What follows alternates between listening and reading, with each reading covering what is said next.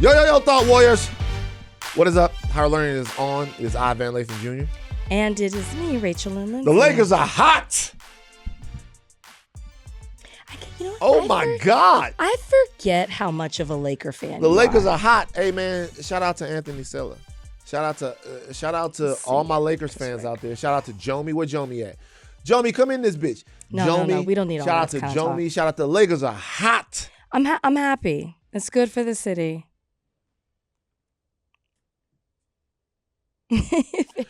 Also, yes, you guys. A 9-game winning streak? 9-game winning streak, man. Luka going crazy. I was about to say best in the league. Now, No, I'll Thunder say has this. 11. I'll say this. There are reasons why the Lakers are hot.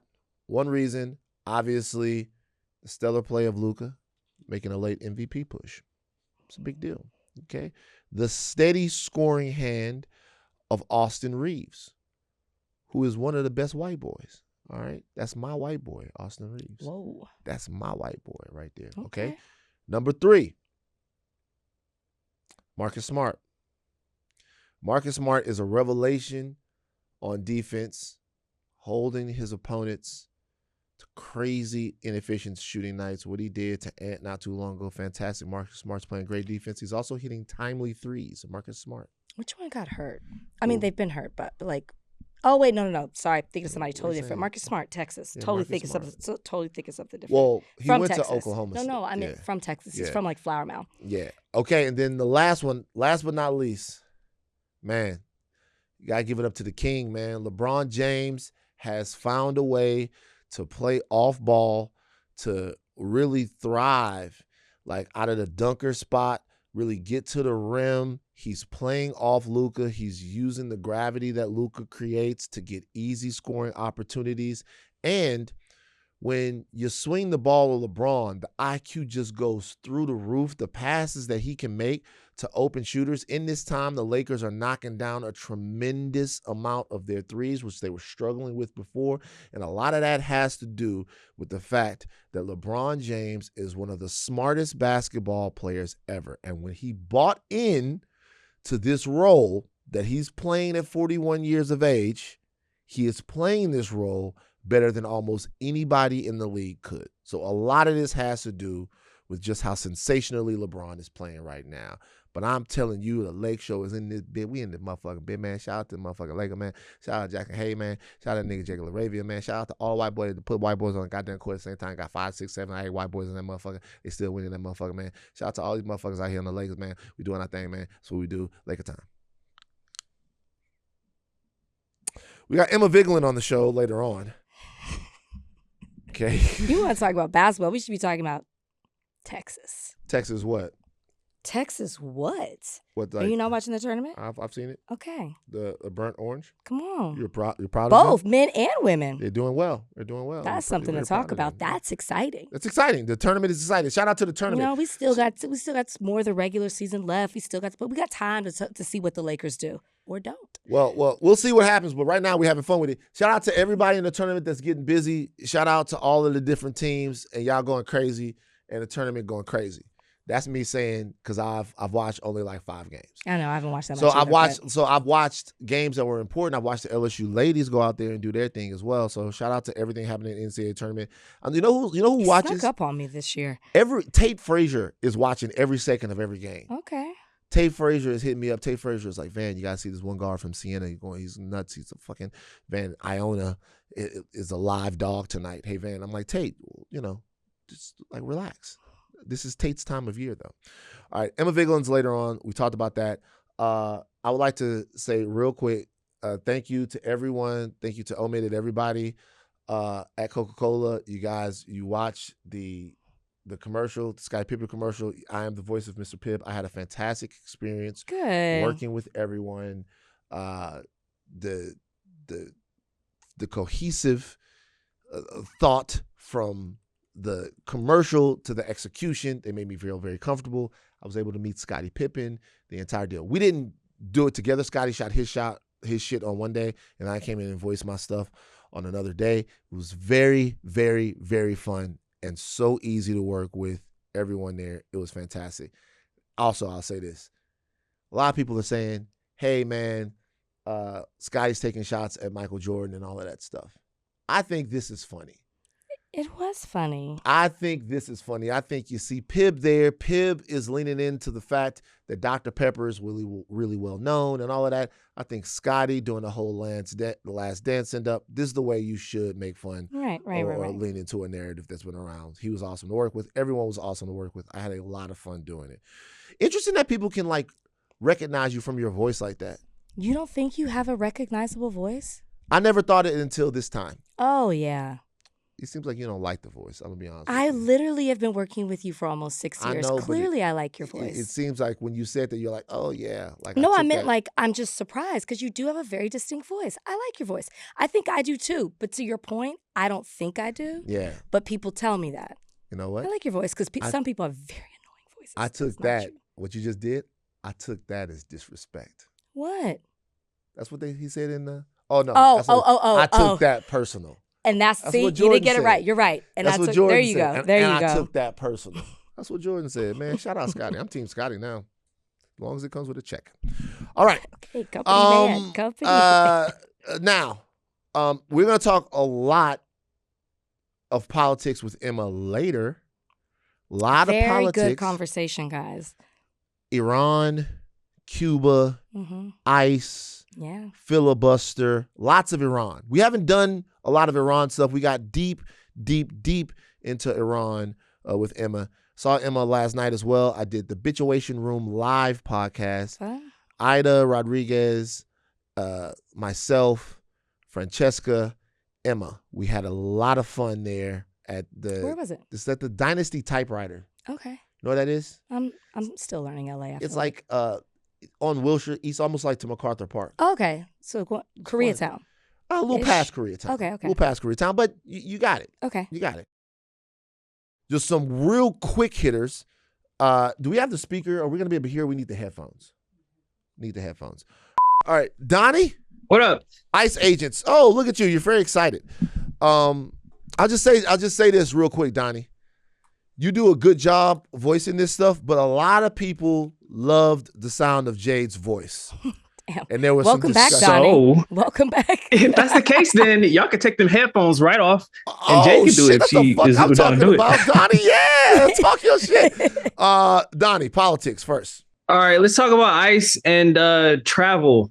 The federal agents have been deployed to 14 airports to help with crowd management during the ongoing Department of Homeland Security shutdown.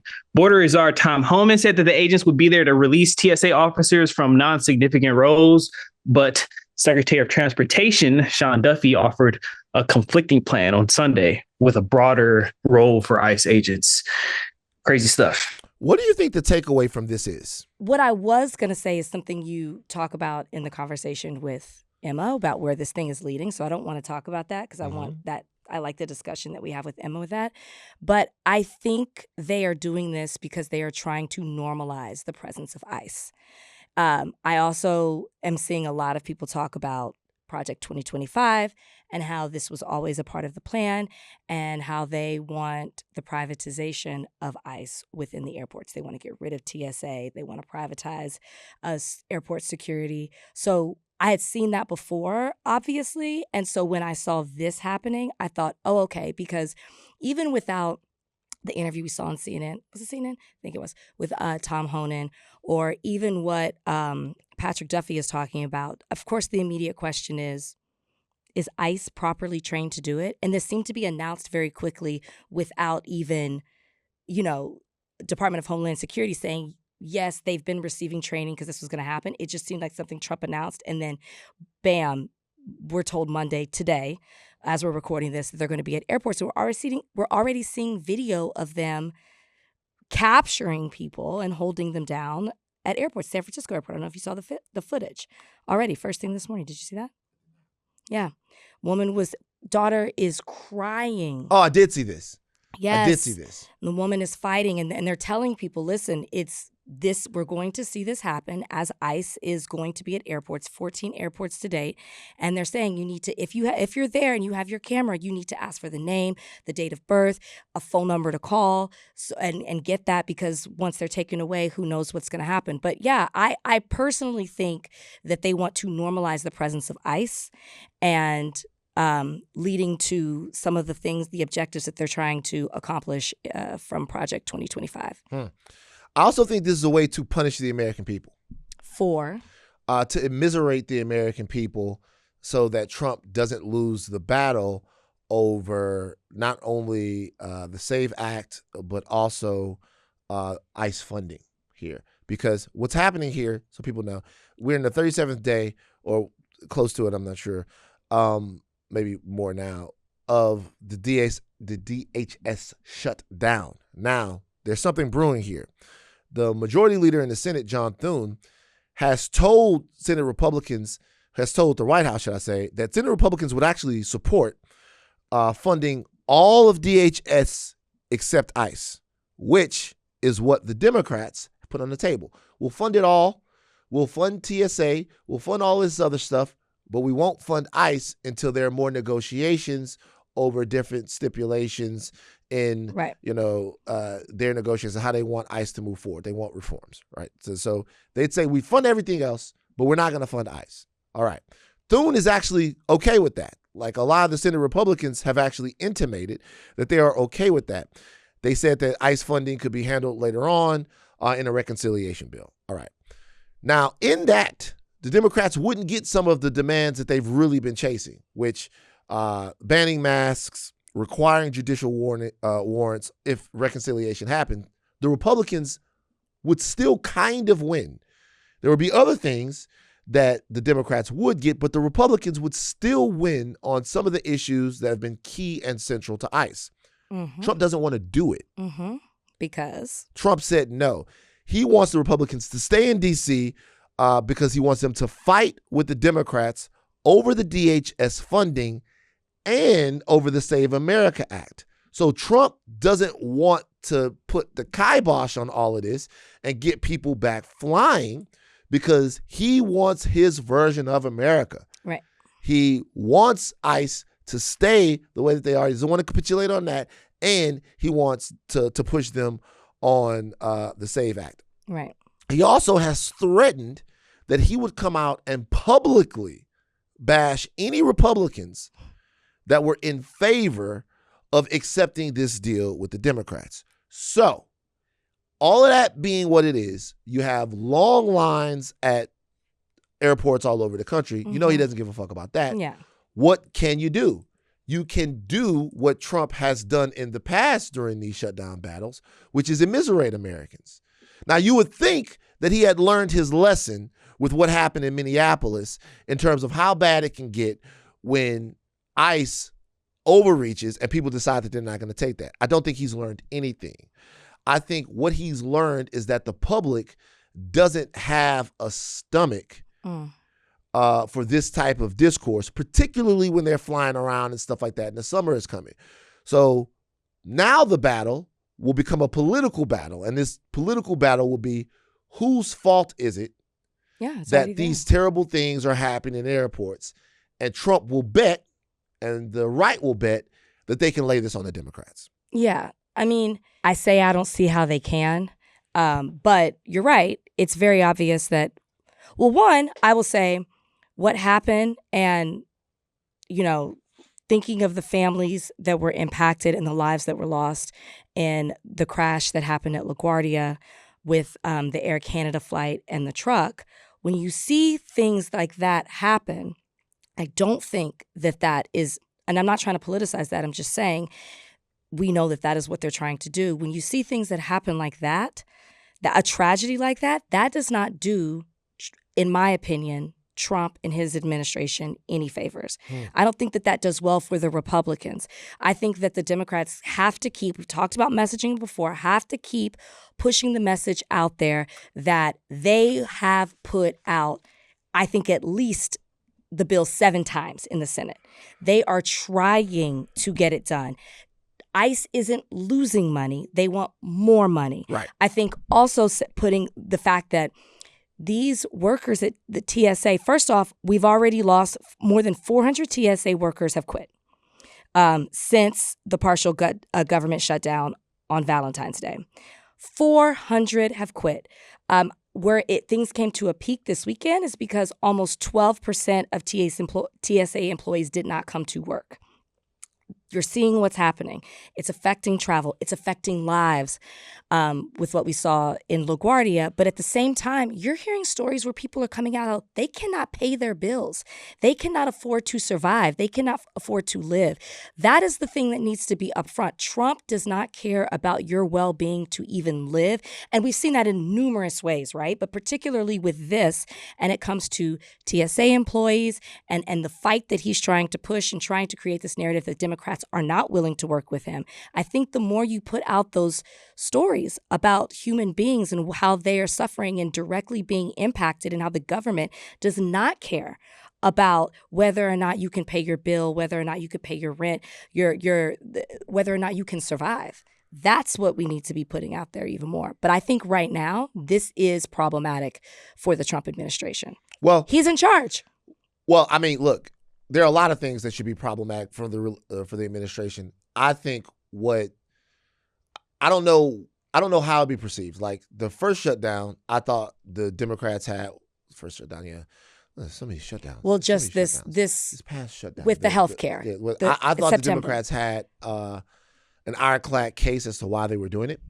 I think the way it ended up, it just depends on who you ask in terms of like who you feel like won that, right? But I do believe that it really doesn't matter what actually looks bad for the Trump administration. What matters then? Well, what matters is how they can spin it, right? Because I would have said that going out, and we'll talk more about this with Emma, and campaigning for nearly 2 years on being the anti-war candidate and then starting 2 wars, I'd have argued that looked bad. I'd argue that type of direct rebuke of your own rhetoric would look bad. It would be embarrassing. It's almost on the level of a George H.W. Bush, read my lips, no new taxes situation. Then you don't do that, and everybody goes, hey, bruh, you said no new taxes, you're fucked, right? But they don't care because there's a part of their base that believes in the, I guess, divine will and thought process of Donald Trump. The question is, can they drum up enough to indict the Democrats over the fact that there is chaos at American airports?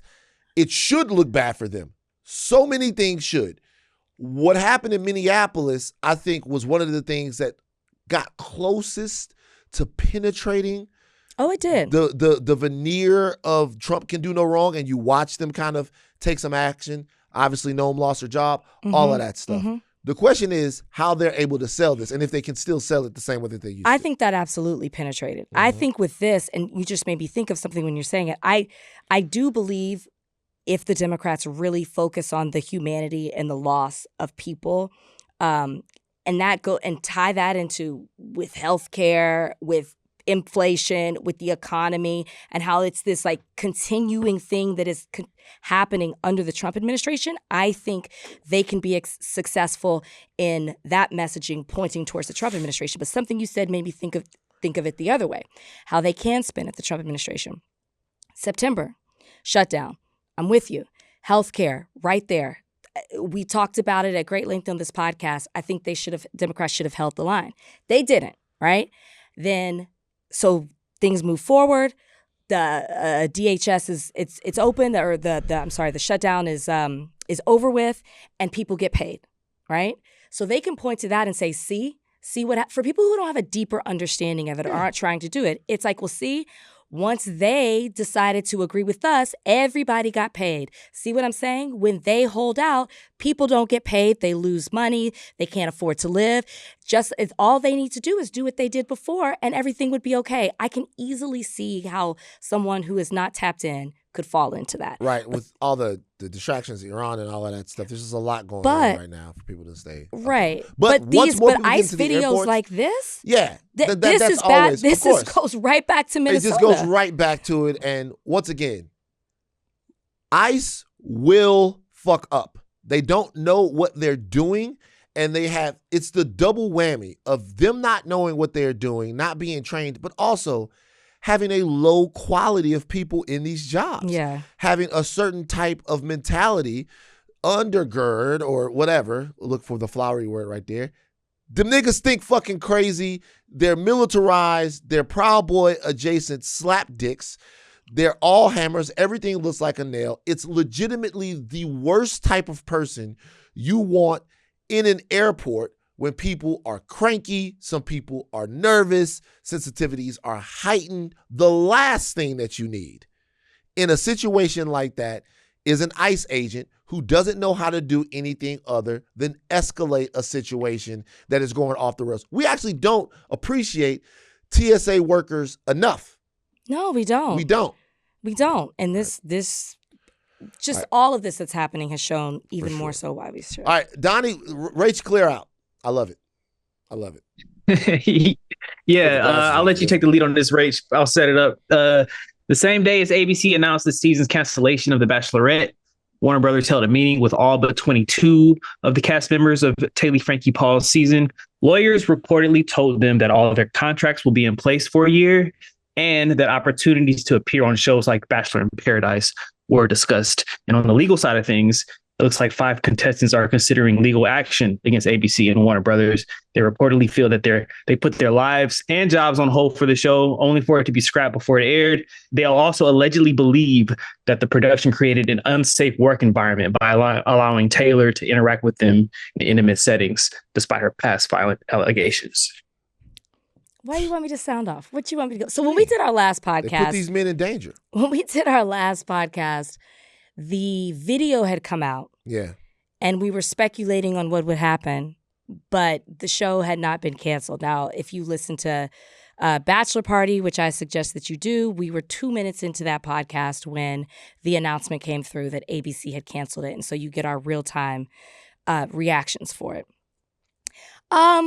Listen, I don't think the men have a strong case when it comes to this, because I am sure within their contracts, I have to go back and look at mine, but I'm sure within their contracts, it's, they have the right to do whatever they want to with the footage. And that includes even airing them on. Like, you're not guaranteed, even if the season did air, you're not guaranteed that you yourself will get any screen time. So I'm sure, I don't know how successful this would be, but I understand the sentiment of wanting to do it.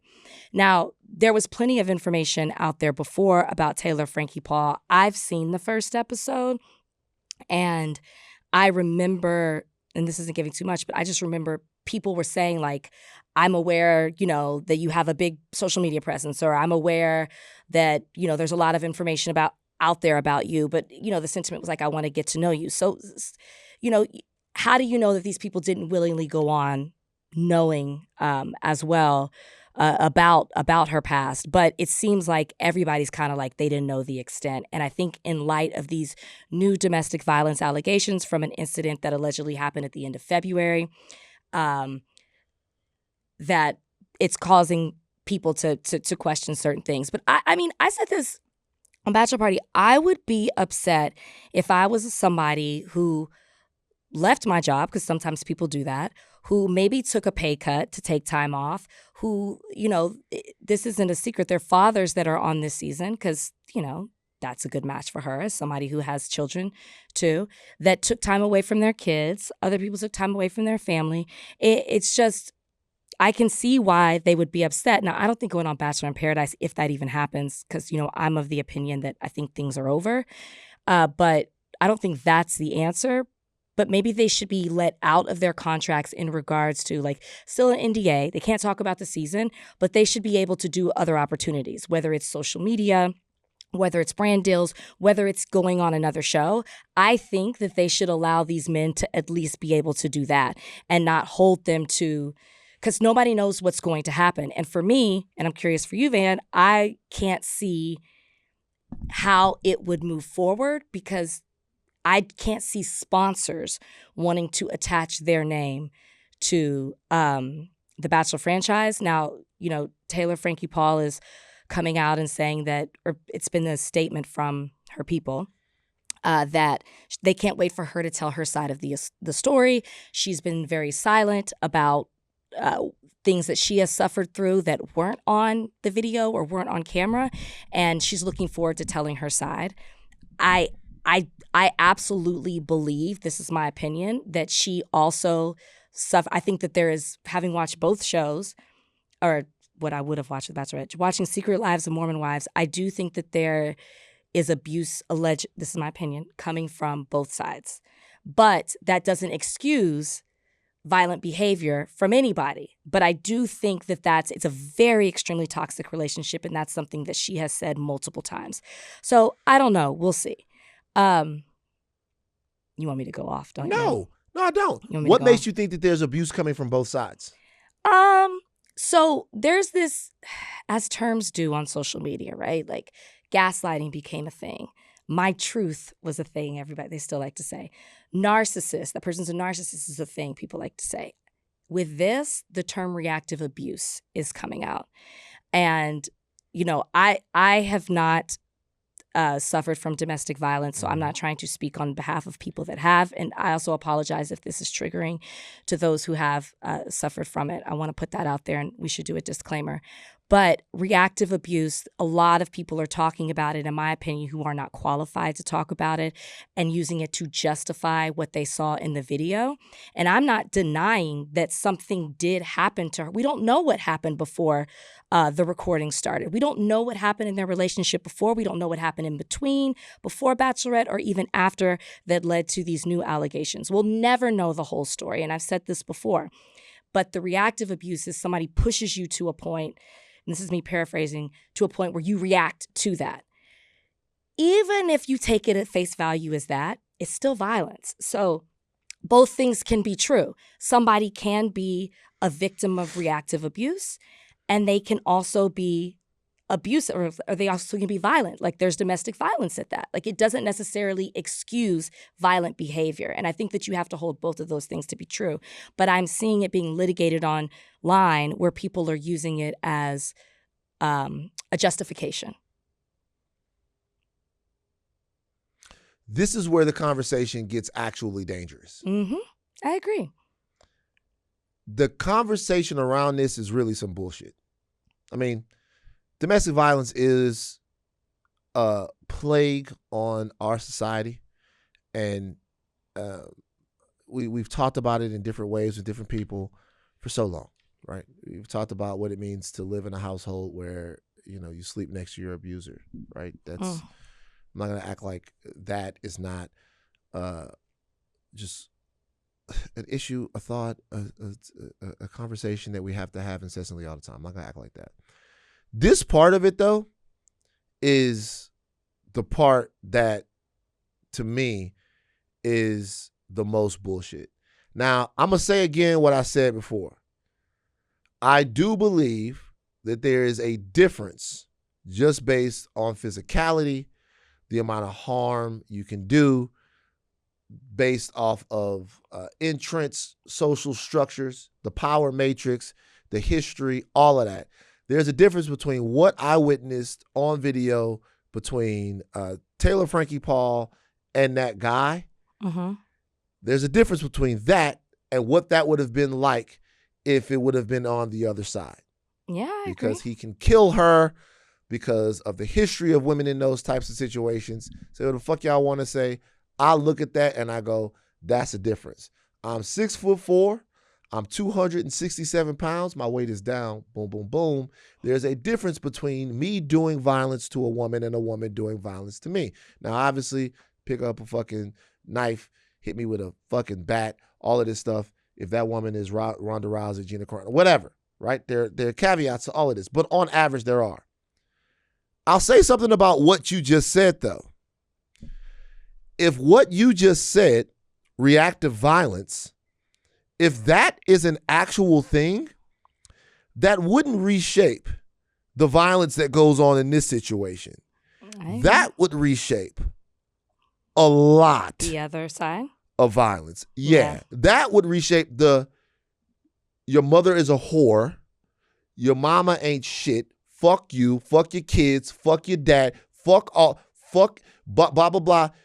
you are this somebody fucking your car up. Like that, if this right here is an actual thing, if the argument is someone can push you to hit them, that opens up a grand amount of excuse making that is going to come from some of the worst areas of this conversation and the internet. I'm telling you, I'm sure that this is a thing. But if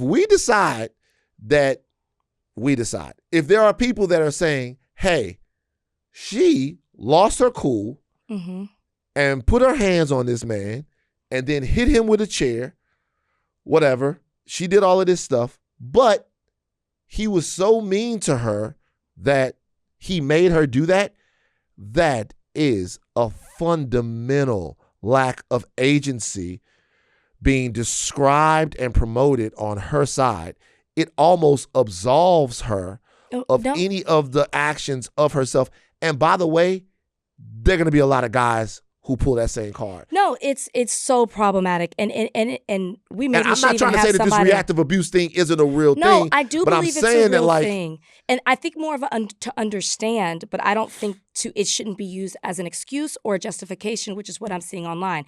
And I should say, it's more than he was mean to me or said something. It could be a push, it could be a shove on both sides. When in terms well, then if that's the case, then you're accusing him directly of being an abuser.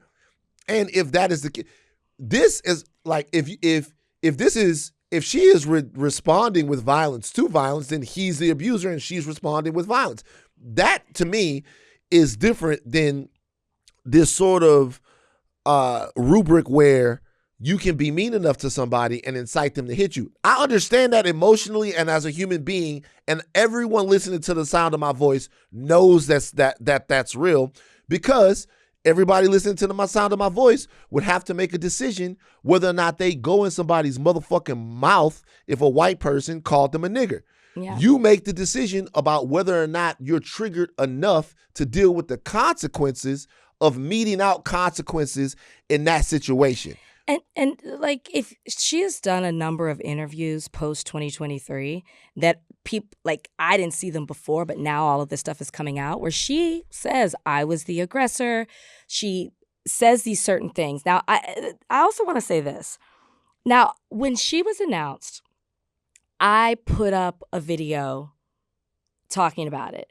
And I went back and I watched it. And a lot of people, like, it was like half and half. People were like, is Rachel serious? Is she not? Is she aware of certain things? Like, this is problematic. Obviously, Taylor Frankie Paul should have never been the Bachelorette, right? Like, that's obvious. I was still going to watch it. And I say in the video, it was a chaotic choice. It's going to be a hot ass mess. And that this was I said, I'm a person who is pushed for diversity and inclusion within this franchise. Maybe this is their new form of diversity and inclusion. I was trolling them in saying that, but I was going to watch the hot mess of it all fall apart. But when I go back and I watch, and I talked a little bit about this on either Morally Corrupt or Bachelor Party, I knew that there had been an arrest. I didn't, and this is where I am at fault, do my full research to understand the extent of the arrest and all the charges that had initially been placed on her.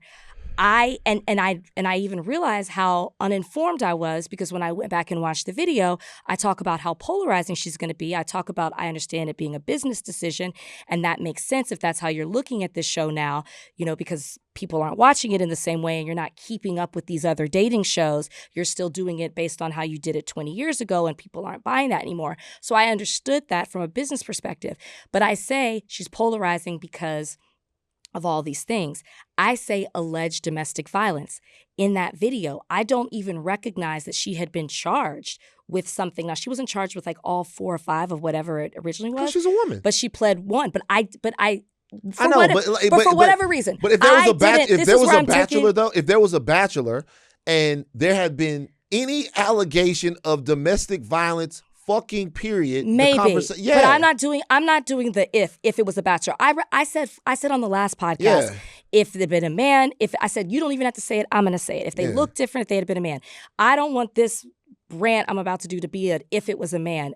I am taking responsibility because I did not do my research for whatever reason. I did not know the full extent. I did not know it was a felony. I did not know that it was, and I'm not saying this to excuse myself. I am saying I didn't do the research. I did not know she was charged with a felony. I didn't know she was currently on probation. I have no idea, which is part of why these new allegations are outside of being the seriousness of domestic violence.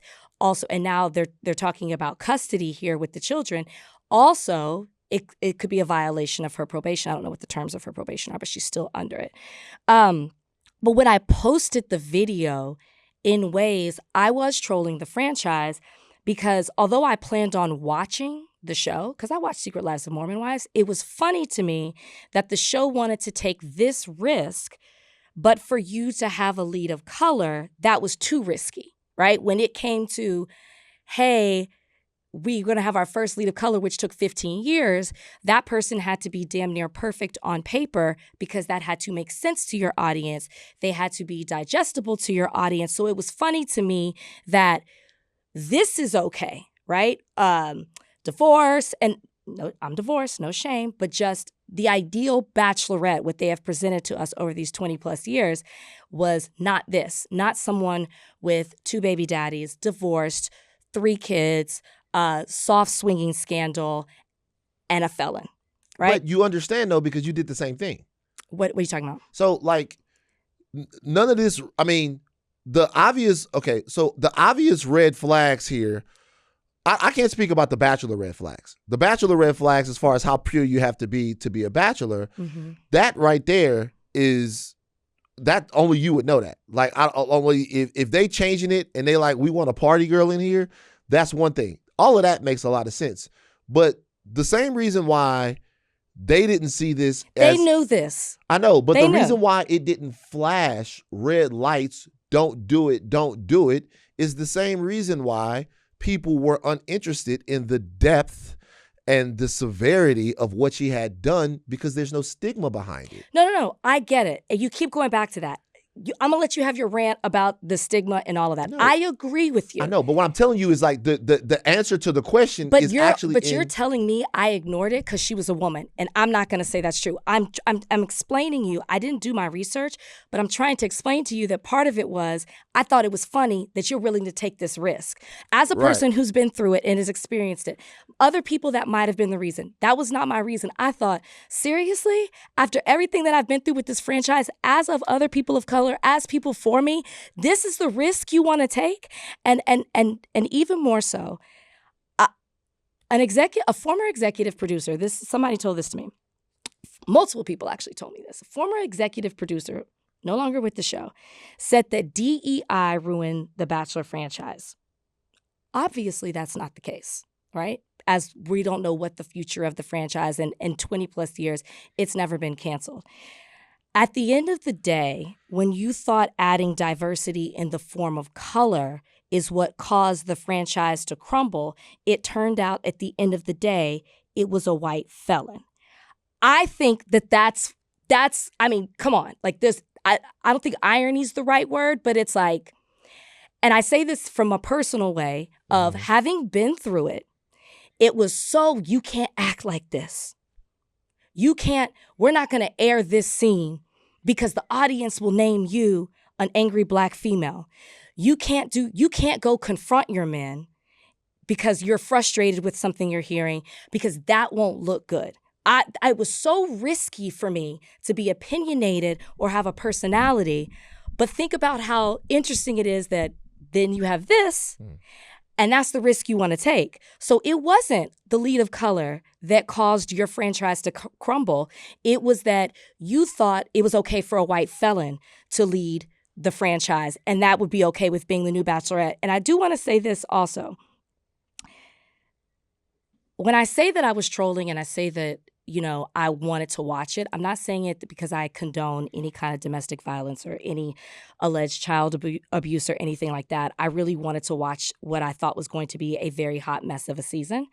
I never could have thought that there would be new domestic violence allegations, that these children would be in the middle of it, who, at the end of the day, that's who we should be focusing on anyway, not the fact that your favorite show got canceled or anything. It's these children's lives are at stake. This video is now public. They will eventually see this one day. They don't know if they're ending up with mother, father, grandparent. They just don't know. So at the end of the day, like, I could not have anticipated this type of chaos, even though I wanted to see similar chaos to what I see in Secret Lives of Mormon Wives. But I will say, it's also still crazy how there are people online that still blame me for even this latest issue in Bachelor Nation. They blame me for Soup Kitchen leaving the franchise. And they say if that never happened, then this wouldn't happen. And it shouldn't shock me, right? Because, I don't know, there are people or fans out there, particularly fans of this franchise, who will always find a way to blame the Black woman without ever holding the other ones accountable. But when I go back and I think about it, Chris Harrison goes on a 15-minute rant that reveals his most inner thoughts and how he felt to an audience that had never seen him react that way. But it was I who set him up and made him say it. Hannah Brown says nigger on live, on an IG live. Blamed her brother first. Then people were like, no, that was you. I put out a video after trying to get her to work with her on it. I put out a video explaining how harmful this word is to this Bachelor Nation audience who for some reason can't get it. And I am blamed for not giving her grace and not giving her space and not understanding her, right? You're being too hard on her. On my season, my number 2 guy tells me that I will live a mediocre life if I don't choose him. And I watched it in live time, and I turned to him after seeing that because I forgot he said that, and I said, just so you know, I'm living my best life, actually. And I was at commercial break, they ran over to me. Chris Harrison leans to me and says, you need to calm down. And I'm like, for what? Online, I was a bitch. I was nasty. I was all these things. Somehow it was my fault, even though I didn't even say the derogatory comment. And now it's Taylor's season getting canceled. And somehow it's my fault because it was my interview with Chris Harrison that no longer made him the host. And all I'll say is the fact that you can't hold the responsible people accountable is why people like this continue to fail upwards. And situations like this, like the cancellation of your favorite show, continue to happen. People need to be held responsible for what they do and stop trying to find a scapegoat, in particular with Bachelor Nation, Black people, or me in this instance, and start recognizing that these things are happening because of these people's very actions. It ain't nobody's fault but theirs. So I want to apologize to the audience real quick. I failed to read the room here. I was talking about Rachel was getting her shit off, and she got to get her shit off. Like, I get it. I actually am apologizing. I failed to read the room. I thought we were like talking about the thing. And, but all of that is true. As it relates to The Bachelor. I think though, that the reason why they made her the Bachelor, you hit it once again while you were talking. Oh, I know why they made her the Bachelorette. So like, because like, people will watch it. And you said that you wanted to watch it. Of course. Right. But my intention for watching it is probably not the same as the next. What you mean? I said, I'm watching it because I knew it was going to be a shit show. Now, I didn't know it was going to be this, but I knew it wasn't going to be what they thought it was going to be. I knew they would get their viewership. Right. I absolutely knew. People like me were coming back out of curiosity. Well, curiosity, one thing, but it was a little deeper than that for me. But multiple people were coming back. A new audience was coming in from TikTok. It's the same reason they have these people on Dancing with the Stars. It brings in a new audience. And I said this in my video. You're all going to watch it, whether you're going to hate watch it or not. The viewership I knew was undeniable.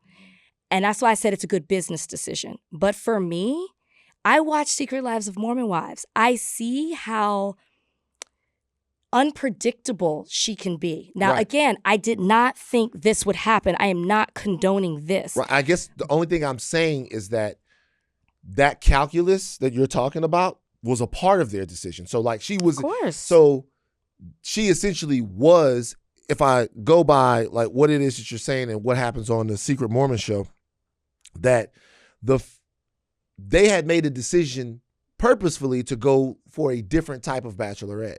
So the standard of the old Bachelorette, they purposefully decided Which no. I was okay with. Right. And so they should get rid of that. I've said that. And so the standard, so the fact that they didn't use that is a part of the decision making here. Mm-hmm. I'll say here that this is actually sort of a Ray Rice situation in that people understood that there was a Ray Rice situation between him and his wife before the video came out. And once again, in that situation, people were uninterested in what actually had happened. Ray Rice had a situation with his wife. I believe, if I remember correctly, I'm trying to unremember because, the whole time, they went through some sort of diversion program and it was whatever it was. Then the video came out. They also got married right after. Yeah, whatever. Like they had gotten married. They went through a diversion program. It seemed like whatever issue had happened between Ray Rice and his wife, that the legal system had deemed it to not be that big of a deal because he was on the other side of it. Mm-hmm. Then the video comes out and everybody goes, wait a minute, that is a big deal, right? That is actually a big deal. That's because the standard for an NFL player committing domestic violence at that time was incredibly low. Mm-hmm. It was something that we realized at that point that athletes do every now and again. Mm-hmm. There was a thought that every now and again, there is going to be some type of story with some athlete in the NFL. He's a boxer somewhere beating on their girl. Mm-hmm. And if it is not like ground shattering and earth changing, people let that shit go. Like Ray Rice kind of changed that. Mm-hmm. Like Ray Rice changed that situation. That video comes out and everybody had to ask the question, change it to a degree. There's still guys. That video came out and everybody had to ask the question, yo, they doing that? I don't know what they thought that them niggas was doing or what they thought people were doing, but they were like, wait, they doing that? He took his hand and smacked the shit out of her and then drug her body in there and we saw it and everybody went, no. Mm-hmm. So when they put this woman on here and she had this shit, people probably thought, no big deal. Something went wrong, nothing bad. But if you're ABC or you're anyone else and she's involved in all of this messiness, they probably went, this is par for the course for someone who is slightly dangerous, right? I think that NBC News put out there was a Zoom call because you're also hearing her cast from Secret Lives of Mormon Wives speak out. They're saying they warned ABC about the video. They were like, have you seen it? There's this video out here. It wasn't public yet, similar to Ray Rice, what you're saying. There was also, they were saying they don't know if she's mentally healthy because as a viewer, if you watched last season, you saw her go. I could look at this picture. Look at the eyes. I'm not going to do all all of that. But if you had watched last season if you had watched last season of Secret Mormon Wives, she went to a retreat or rehab. I don't know if it was rehab, like not rehab necessarily for drugs or alcohol, but like I guess she went on a retreat. She's very calm. She's kind of the voice of reason. It's in season 3, she's totally different from what you see in 1 and 2. And so it's like, oh, wow, she's really done the work on herself. She's really stepping into something else. Yeah. Her castmates are now coming out and saying, oh, she got a really good edit. So this is why I'm saying it's going to be really hard for ABC or this production company, whether it's Bachelor or even Secret Lives of Mormon Wives, because they're different. You were keeping stuff from the public to give a certain narrative that things were on the road to recovery, that things were better. And so somebody was hiding stuff as cast members are coming out. So I think this is why I say it's going to be hard for them to escape it because it's going to be, well, who was it? How much did the higher ups know? And if some of them at the top didn't, who was stopping it? Who was buffering it? And that's what this NBC News thing shows. There's a Zoom call where they're trying to tell this executive at ABC and they're going, I don't think we should get into that right now. I'll tell you what, she's going to be on somebody's TV. We have to talk about something. I had predicted on the last podcast that they weren't going to take her season off. I just didn't think that they would. I was wrong. And then we went back. I was like, yo, let's update, because as soon as we was over, and we took that out the pod. We should have left it in there, because that was my thought, that they would not undo a whole season of television. And I will now say, this is now my thought. This lady going to be on somebody TV. This is too much runway.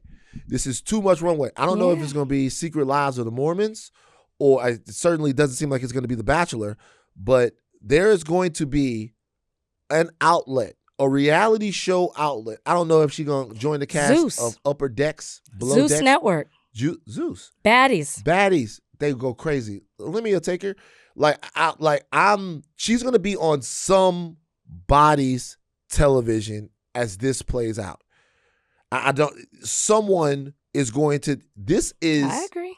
If you're ABC right now, you're in a blender, right? So you can't think about it. If you ABC, you in a blender. So you gotta let things calm down. I don't think it'll be ABC. But if you somewhere else, this is too fertile ground to plant eyes in. She gonna be somewhere. I will say that they're saying it's canceled, but people are saying it might just be on pause. That they're seeing, I don't know if I'm sure they're working things out internally, maybe with sponsors, maybe seeing how the public reacts to it. I mean, there's a lot of people still want to see her on TV. They still want to, as we talked about at the top of this, they still want to do that. But, good news for Chapel Roan. We went too long on that, so you off the hook. Be nice to kids. All right, Justin Timberlake. Yeah, the footage of his arrest from 2 years ago now was released by police after his lawyers had tried to sue them to block the release of the video, arguing that it would devastate his privacy. But they ended up acknowledging that it wouldn't do that and allowed the release of it. So the reason for the stop is because you're keep veering off to the left, and then you're not stopping at the stop signs. Yeah. Sorry about that. Is this your vehicle? Whose vehicle is it? Look at him. Rental. It's a rental? You guys need to be watching. Do you have any registration with it? Look at the fear in the eyes of the timber snake.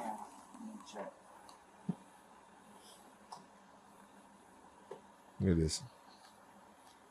How long are you renting it for? Just for a couple of days. Some of my favorite parts are coming up. Yeah, I'm on tour. What are you doing? Softly trying to say I'm famous. Watch. Of what? It's hard to explain. World tour. Doing what? I can't tell you. I sing and dance for hundreds of thousands of people. I've been doing it for years. You know me, nigga. Stop playing. World tour. A world tour. I'm Justin Timberlake. Look, he tried. He did it in a good way. Pause this real quick. That is one of the most artful "Don't You Know Who I Am" that I've ever seen, and I've seen them all. Why was it so artful? Because you got to be really, really subtle with the "Don't you know who I am," or it comes off as "Don't you know who I am." I've seen people do it. I've seen all kinds of videos at TMZ of people just straight up going, hey, I've seen people go not just "Don't you know who I am." I've seen people go, "Don't you know who my father is?" I love that one. "Don't you know who my dad is, bitch? I've been in this whole fucking city is mine." I love that one. But when you do the "Don't you know who I am," if it comes off wrong, then you actually undercut your project. Your project is to leverage the fact that you are beloved into preferential treatment. So if you just straight up go, man, you know who you fucking with, nigga? Bye, bye, bye. Like, you can't do it that way. What Justin did was he went, first of all, he said that like he wasn't sure that he was Justin Timberlake. He also assumed that this cop could not understand that he goes on a world tour entertaining people. The first thing that he said was, "I'm on a world tour." That's a subtle "Don't you know who I am?" That's a flex. Come on. It's a flex. It's a subtle flex. He said world. Oh, I'm on a world tour. I don't know what y'all got in this little bitty town. I don't know what y'all do around here, but I'm worldwide. Bitch, I've been to places that you ain't never been to before. Mm-hmm. My tour done gone to Sri Lanka. I've been there. I've been to Hong Kong singing and dancing. You don't know nothing about that. What is it? What is it? Everybody, now beat your feet. Now beat your feet. I done beat my feet in Sydney, in Melbourne, all over the place. Oceania. Like, I've gone places you couldn't even dream about. I'm on a world tour. The cop's not getting it. The cop's not understanding it. The cop's still asking questions. He's still probing. He's still doing his job. And then he goes, I'm Justin Timberlake? As if he didn't know that he's Justin Timberlake. I love it. And what does the officer say? You're Justin Timberlake? You're Justin Timberlake?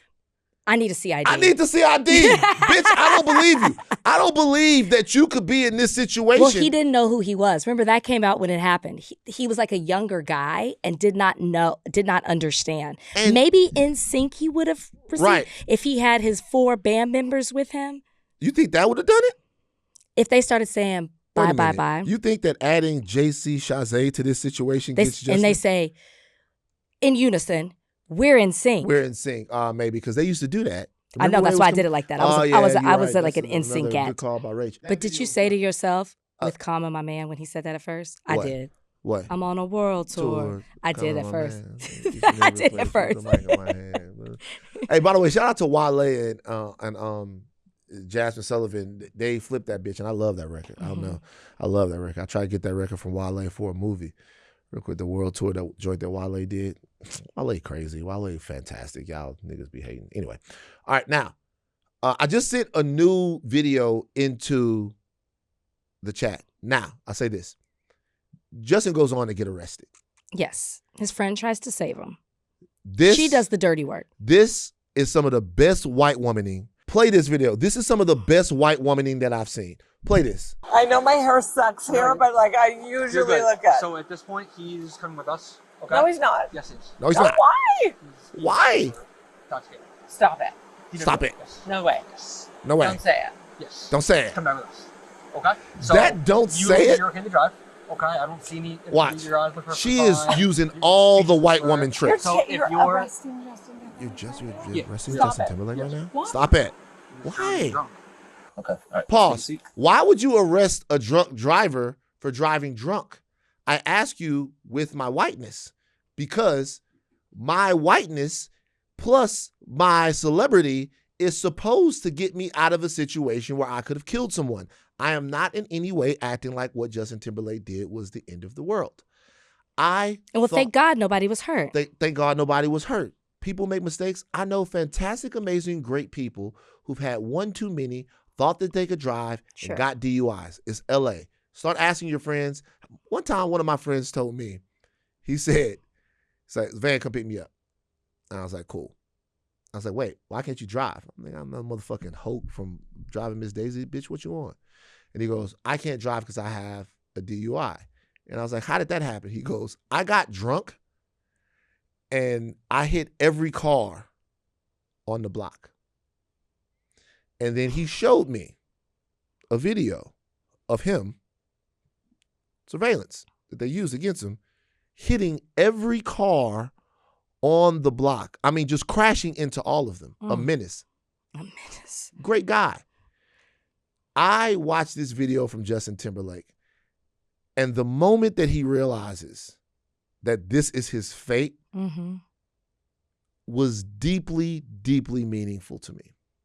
Why? There are limits. There are limits. I don't know what these cops. Should be.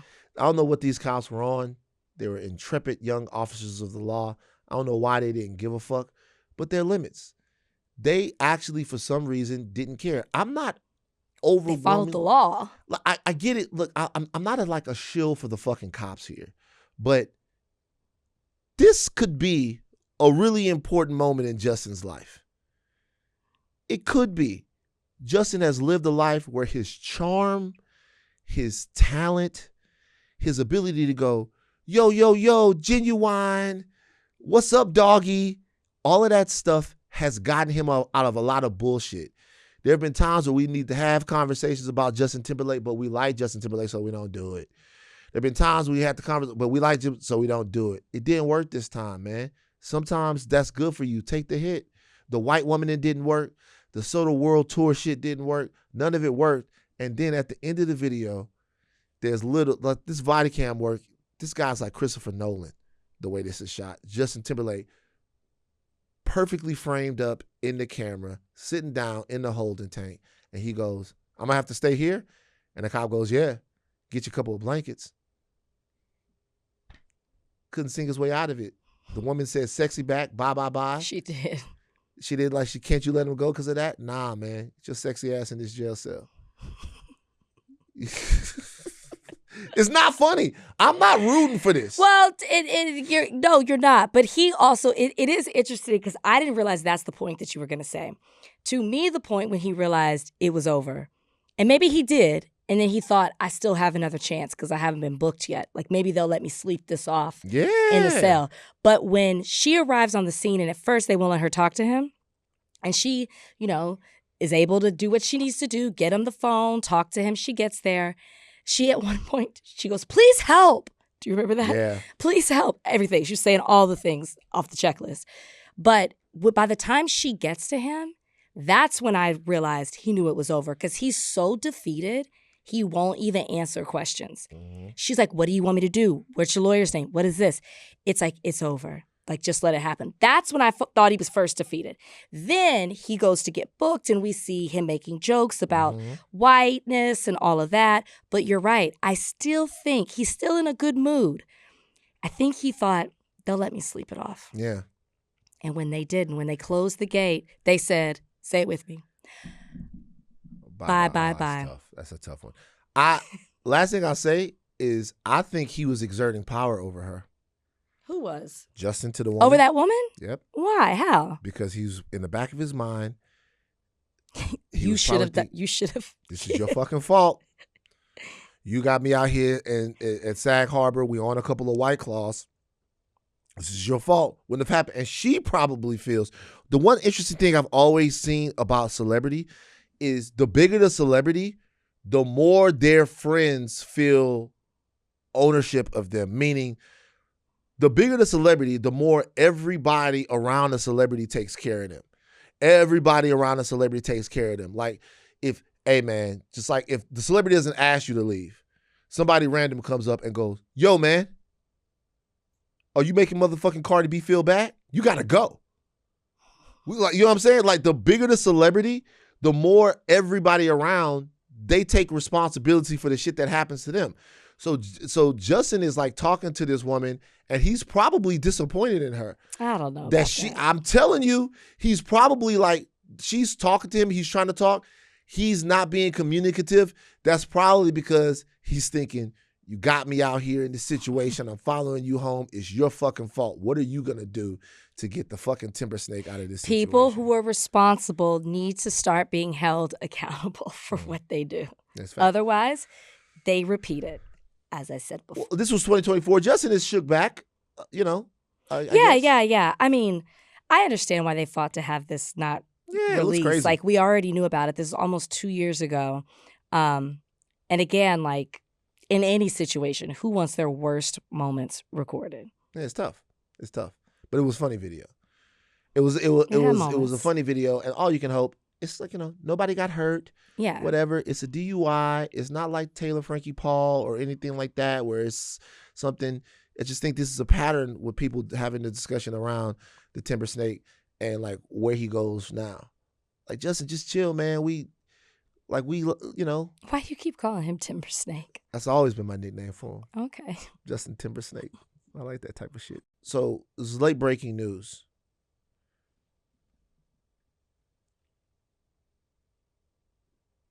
What? Nothing. Just wanted to see what you would say. I'm waiting. I'm hanging off your every word. Before we get to it, though, did you go out and see Project Hail Mary this weekend? No. Come on. Why would you want to see it? It's not that. Honestly, the whole Bachelor thing just like consumed. Yeah, you came with a whole treatise. Well, you feel away. Of course. Yeah. It's a personal thing. Personal thing. When you're held, which is, I mean, such as being black in America. Yeah. And it's a silly reality show, but still, it's still something you go through. So of course, everything you did, it's personal. they tried to get on you, and then they let her beat up people. Oh, yeah, like you can literally be a felon. Yeah, she's a felon. Anyways, I'm with you. Project Hail Mary. No, I did not get to see it. I do want to actually see this, It's a great but movie. I was busy. Everybody was calling me. Everybody wanted me to do media. I was like, You should do it. what do I look like doing a media tour on this Taylor Frankie Paul shit? I don't care enough to do that, nor do I want to look like I'm trying to like position myself front and center and go to like use this as an opportunity for myself to go do the media rounds. I don't like that. I have a podcasts, I have platforms. If you want to hear what I think, please see those places. For something like this, that just doesn't feel right. Nah, you're right.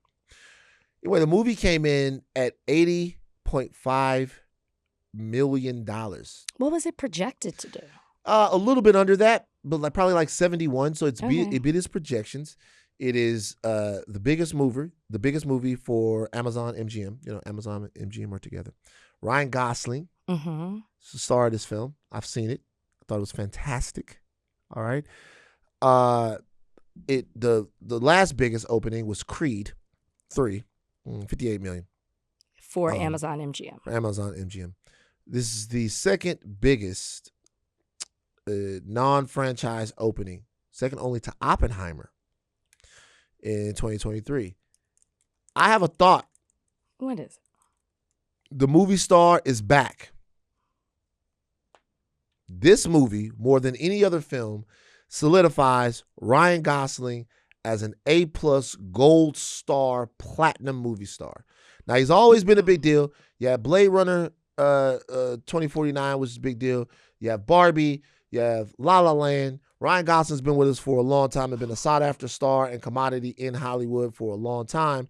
But there were some bigger swings by him that did not do quite as well. Okay. Right.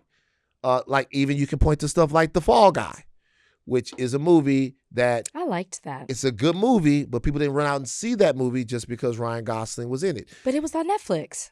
No, sorry. I'm thinking of The Gray Man. Thinking of The Gray Man. Which I did like. That's what I saw. The Gray Man was a cool movie too. A lot of people didn't like it. It's a very controversial film as far as people liked the movie and didn't like the movie.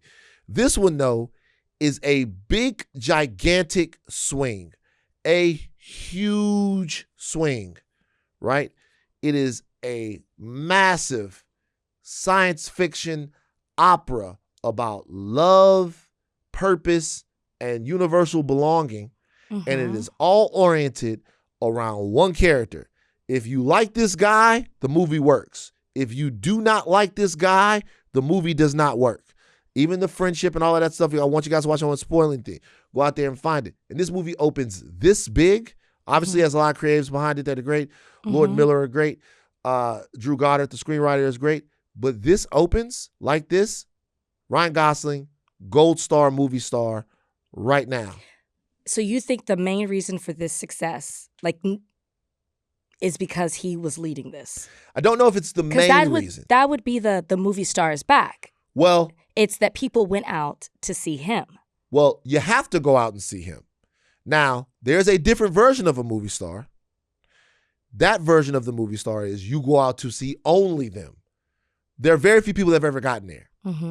That like they put out a film and there's no other reason for you to go see the movie except for the fact that they are in it, which means they can get you to see anything. Will Smith got there. Movies like I, Robot, Hitch that had these huge, huge box office returns. Like Hitch makes something like $300 million. It's like a breezy romantic comedy, and it's all Will Smith and Ryan Gosling's lady, Eva Mendes. That's like Will just can do no wrong at that point. He's just the man.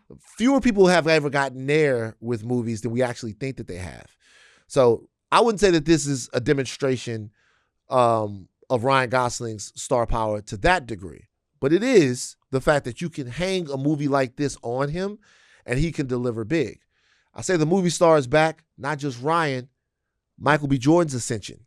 Yeah, right? Michael B. Jordan's ascension, now with the Best Actor Academy Award, he now hits that new sort of ceiling and he moves on. Zendaya, gigantic movie star, doesn't get enough credit for it. Huge movie star in some of the most consequential films that have happened. Timothée Chalamet, gigantic. The old guard hasn't really let go of it quite yet.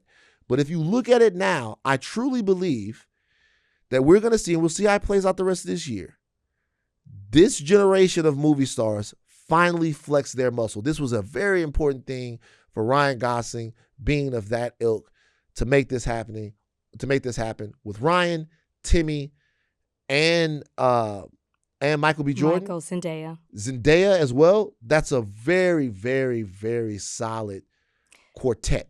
Is Leo of the new or the old guard for you? Leo's kind of the old guard. Okay. Leo's like a he's kind of like a bridge player. Leo's like a Kobe.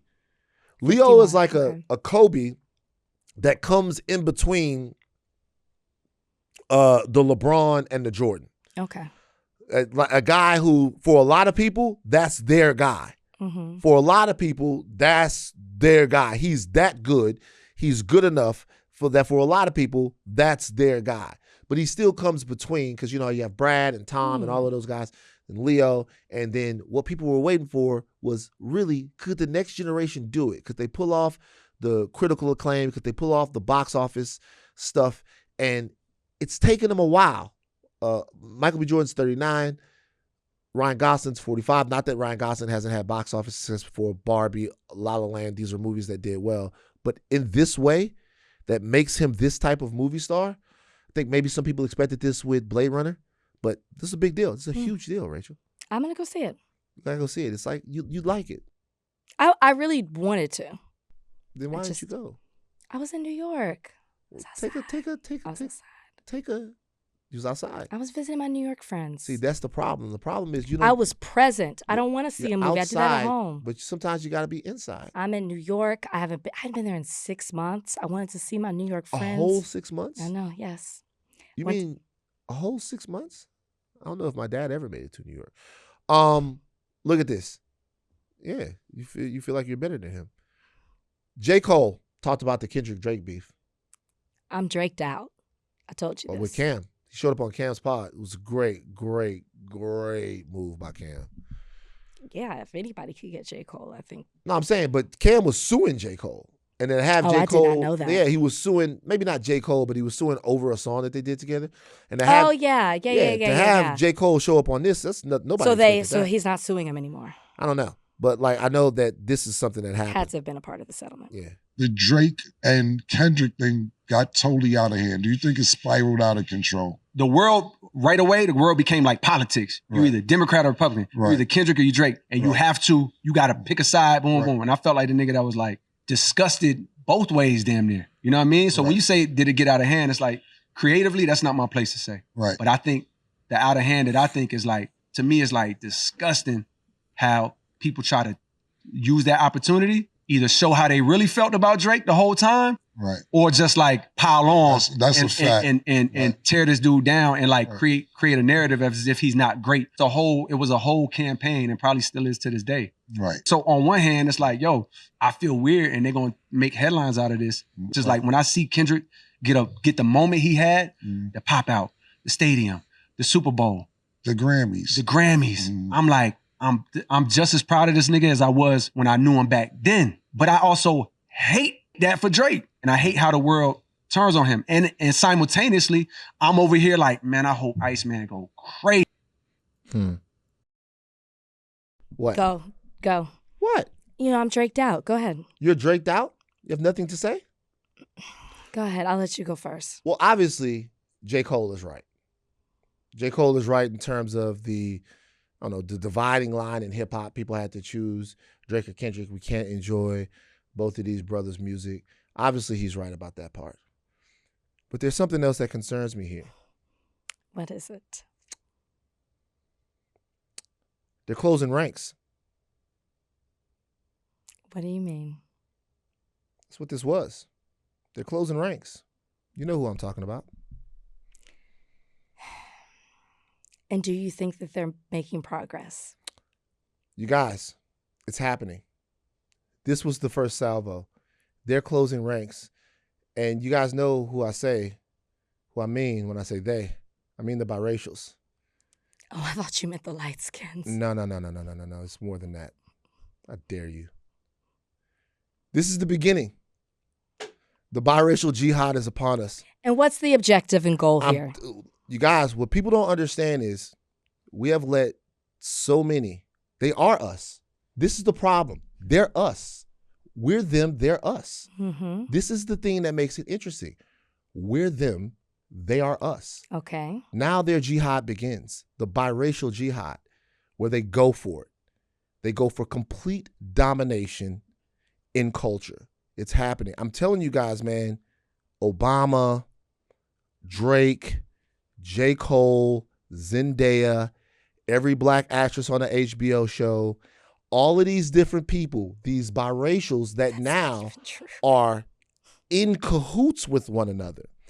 If you watch what Cole did right there, what it really was saying, look, I can't let another one of us be played like this.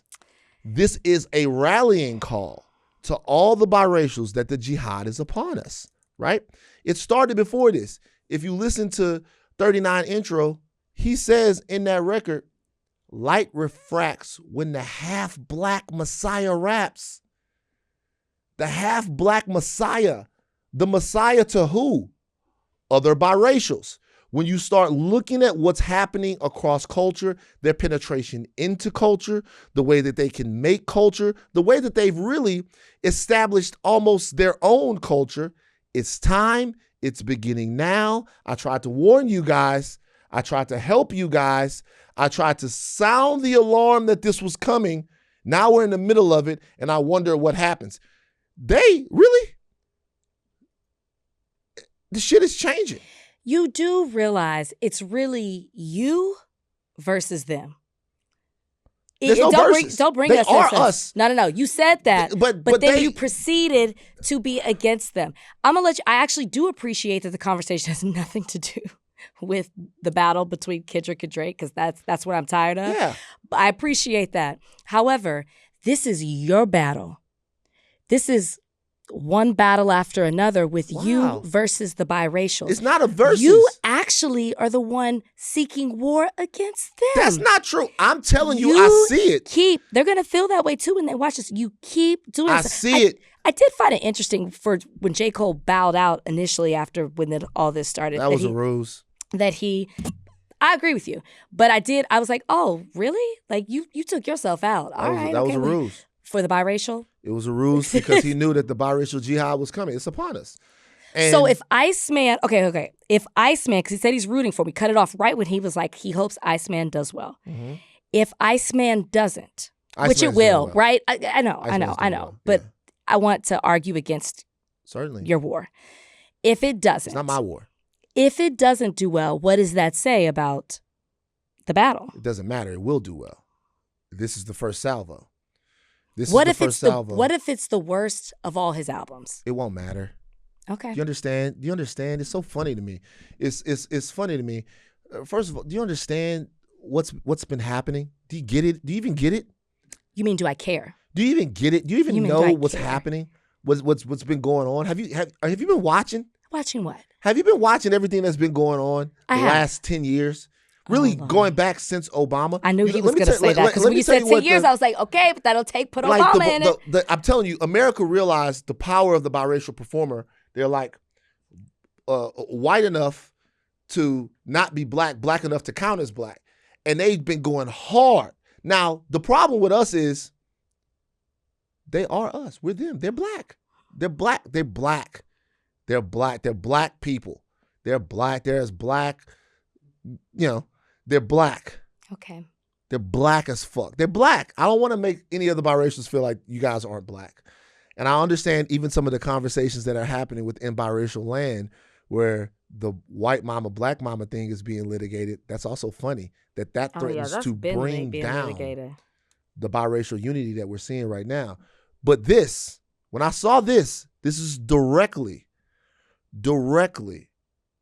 biracials closing ranks around each other.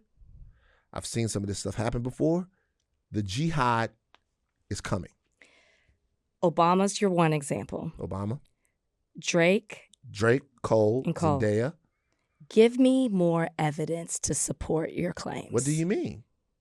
That is not enough. That is a huge amount of people. I could go further, by the way. I'm asking you to. I don't want to get into a whole bunch of things with that, whatever. I could go further, but everybody out here knows what I'm talking about. Okay? You don't want to, I don't know why, by the way. I'm gonna start. I'm not as passionate as you. I'm gonna 23andMe you and see what's going on. Like you. What percentage counts? As biracial? Well, I'm not biracial, No. so I'm not worried about that. Nah. But you try to 23andMe. Yeah. What's the percentage that's too much for you? I think, well, no, there's no percentage that's too much. I don't want everybody to look at this wrong, okay? This is coming off wrong. I want everybody to look at this wrong. I don't want anyone to take this wrong. That's not what I'm saying. But what I'm saying is I know that it's coming. Okay. I've had the conversations. The difference is I've actually done the work. And what's coming, though, to be clear, like can you not say? I can say. Okay. What is coming? What's coming is, can I interest you in Zoe Kravitz? It's another one. Sleeper Cell. Okay. Yeah. Sleeper Cell. There's more. I could keep going. Well, you're just naming biracial people, but I'm waiting for you to tell me how the takeover is like, it's happening. Okay. Well, the takeover is domination of Black culture by a group The from inside of biracials. it. Oh. From inside of it. From inside of it. From inside of it. So From then inside why of does it matter? Well, because it does. Okay. We're alike, we're different. We're alike, we're different. It does, it matters. But what I want to know is if in fact they do take over, which they might. Okay. Will they stay with us? Well, because you never know, right? If it happens, you never know. You could see a new political party. The party could be the white mama's party. I will tell you that you were right if it happens. You're not concerned about it because you're not trying to protect this thing of ours. Oh, I am. I just don't think there's a real threat. Now, can I tell you something? Mm-hmm. There are going to be some of us that go with them. I believe that. We know who would be first. Well, you're starting to, it seems like you're almost nominating yourself. Wasn't including myself, but okay. It seems like you want to be with them. Because what? Because you're acting like this isn't happening. You're obsessed with them. I'm not. So you would be front line. I'm not obsessed. I just saw this and I was like, it's just very funny. You know, it's a funny situation. And shout out because it's jokes, but I tell you what, you know, I've had some conversations and there's they actually have their own point of view. I'd like to nominate for Tracy Thomas to come on the show. Biracial. Yeah, it's been a long time since the group. What were y'all called again? The BBI. The BBI. So We've never had her on the show. We've never, a long time. We've never had her on the show, but you're interested in their point of view, and I think that you should bring the head of the BBI here. Yeah. Interesting to see which way she goes. I saw this and I was like, I see what's happening right here, man. Okay, Tracy. I see what's happening. You've been called in. Yeah, I see what's happening. You know, it is what it is, man. He was right about the fact you could love both Drake and Kendrick. I agree. Yeah, just listen to everybody's albums and watch the whole shit. But the Jihad, just watch. You know what? Just watch. Okay. When I see it happen, just watch. I'll see in the next year, in the next whatever, when they really make their move. It'll probably be around Iceman. When is that coming out? Nobody knows. Oh, okay. Nobody knows. Probably like on the 4th of July or some shit like that. Wow. Probably perform at the UFC event at the Trump, whatever. Okay, we gotta go. Emma Vigeland is coming up. This is a nice, long, robust interview that we talk about a lot of things that are top of mind right now as far as geopolitical stuff is concerned. My concerta is running out, so I'm going to lose my ability of speech here in 5 minutes. All right, Emma Vigeland on the other side of this. All right, guys, let's get back into it. We have given vigorous political discussion a little bit of a break here. Not intentionally. There's just been so much stuff going on. We're going to get back into it a little bit. We got Emma Vigeland joining us on the podcast today, co-host of The Majority Report with Sam Cedar. Yes, exactly right. Did you see that did Sam tell you that him and I had a long phone conversation? He did tell me that. Sometimes he hates when I give out his number to people, but he seemed to enjoy your conversation. So, not, you know. Sam and I had a long talk. We were talking about, I don't want to divulge the just give me the topic if you can. We were talking about, I think this was around the time that Chi Osi was like you remember what was going on with Hakeem Jeffries and Yeah. So Sam and I talked about that a little bit, kind of some in-depth stuff. It was good to be on the phone with him. It's good to be on the phone with Sam. He gives people time, and despite being a little cantankerous in some contexts, is actually a really nice guy. Not to suck up to him too much and compliment him too much, because I know it makes him uncomfortable. But hopefully he doesn't hear this part. Yeah, hopefully he won't hear it. Okay, so we are in the midst of a lot of commotion in the world, particularly the war in Iran. Yes. Now, I would like to talk about the war in Iran. I would also like to talk about some of your observations about Tucker Carlson, but I want to start off there.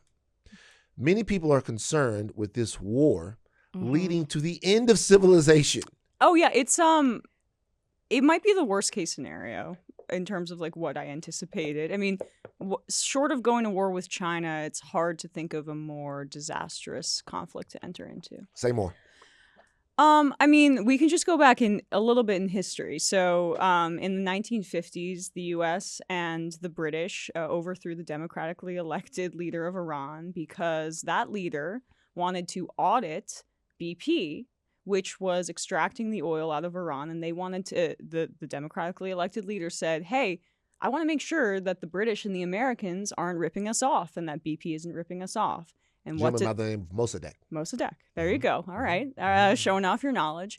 And then because he had the temerity to assert sovereignty over their natural resources from colonial extraction, we did a coup and overthrew that democratically elected leader, and then installed the brutal Shah, who then in the 70s was overturned via the Islamic Revolution, and now that's the government that's currently in place, and still in place despite the Trump administration's very violent attempts to topple it and the desire to topple it for so long. Why I say this is that there is such a cultural memory in Iran and an understanding that the United States and Western powers are going to constantly try to go after their resources and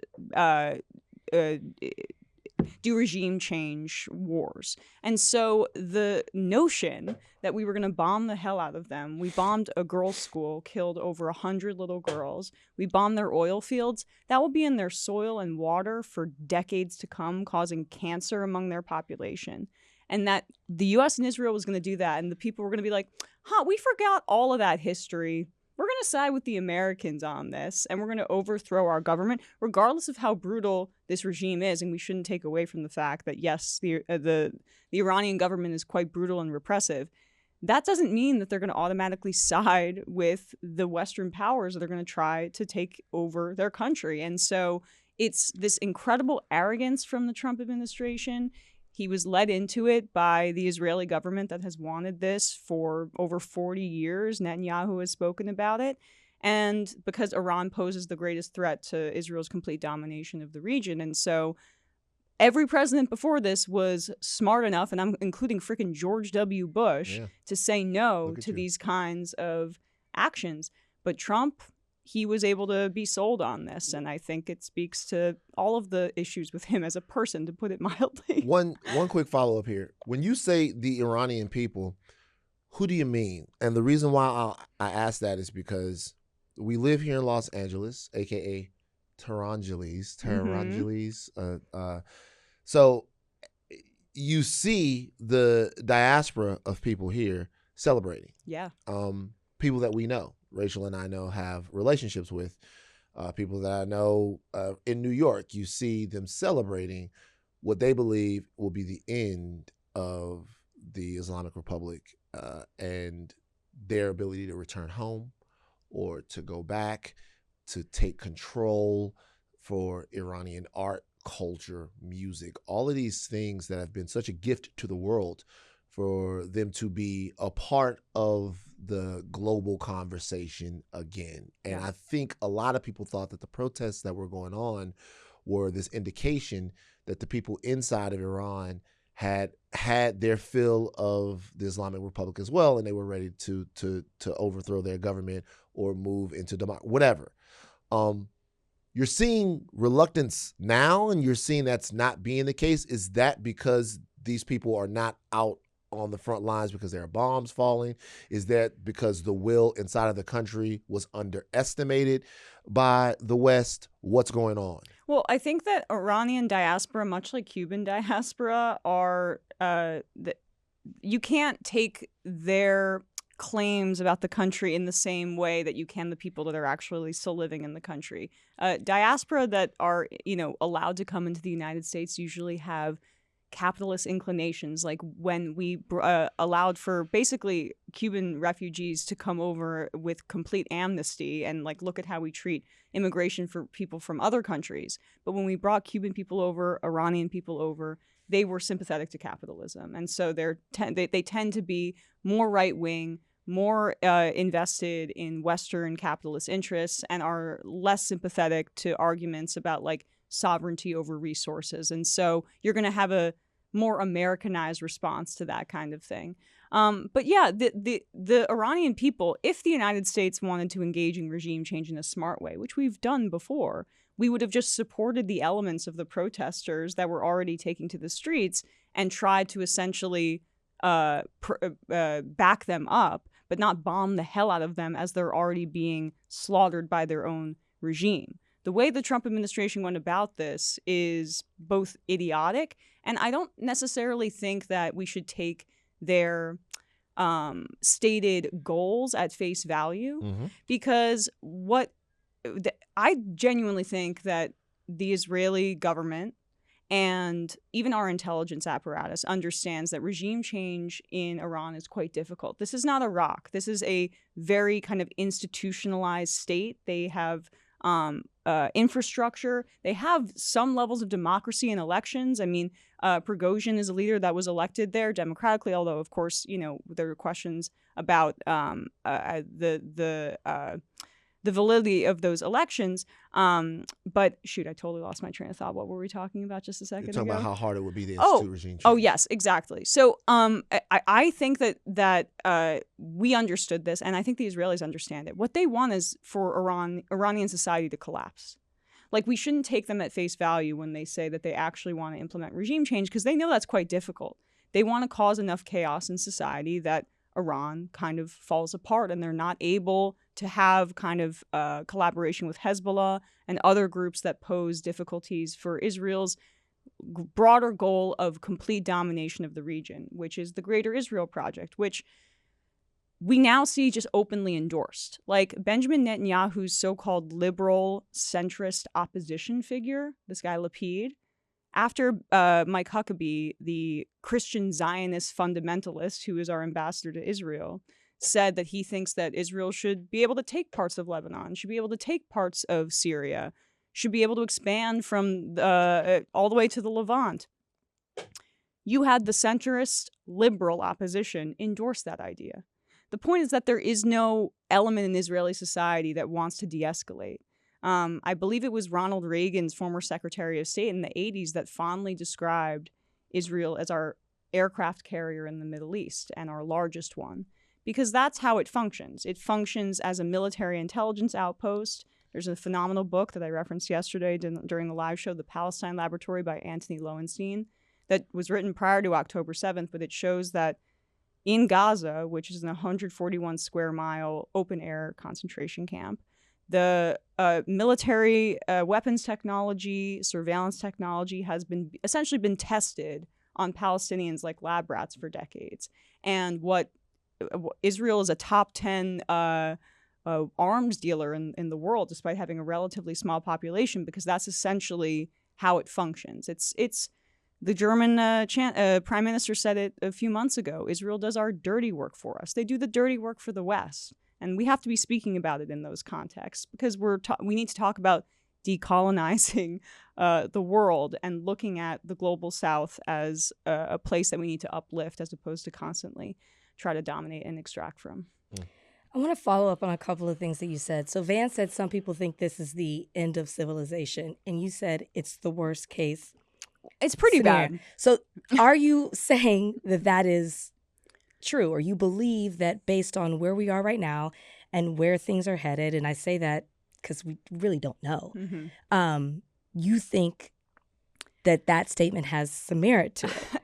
I mean, perhaps it's a little hyperbolic, but I think this will indelibly change our relationship with the world, America's relationship with the world.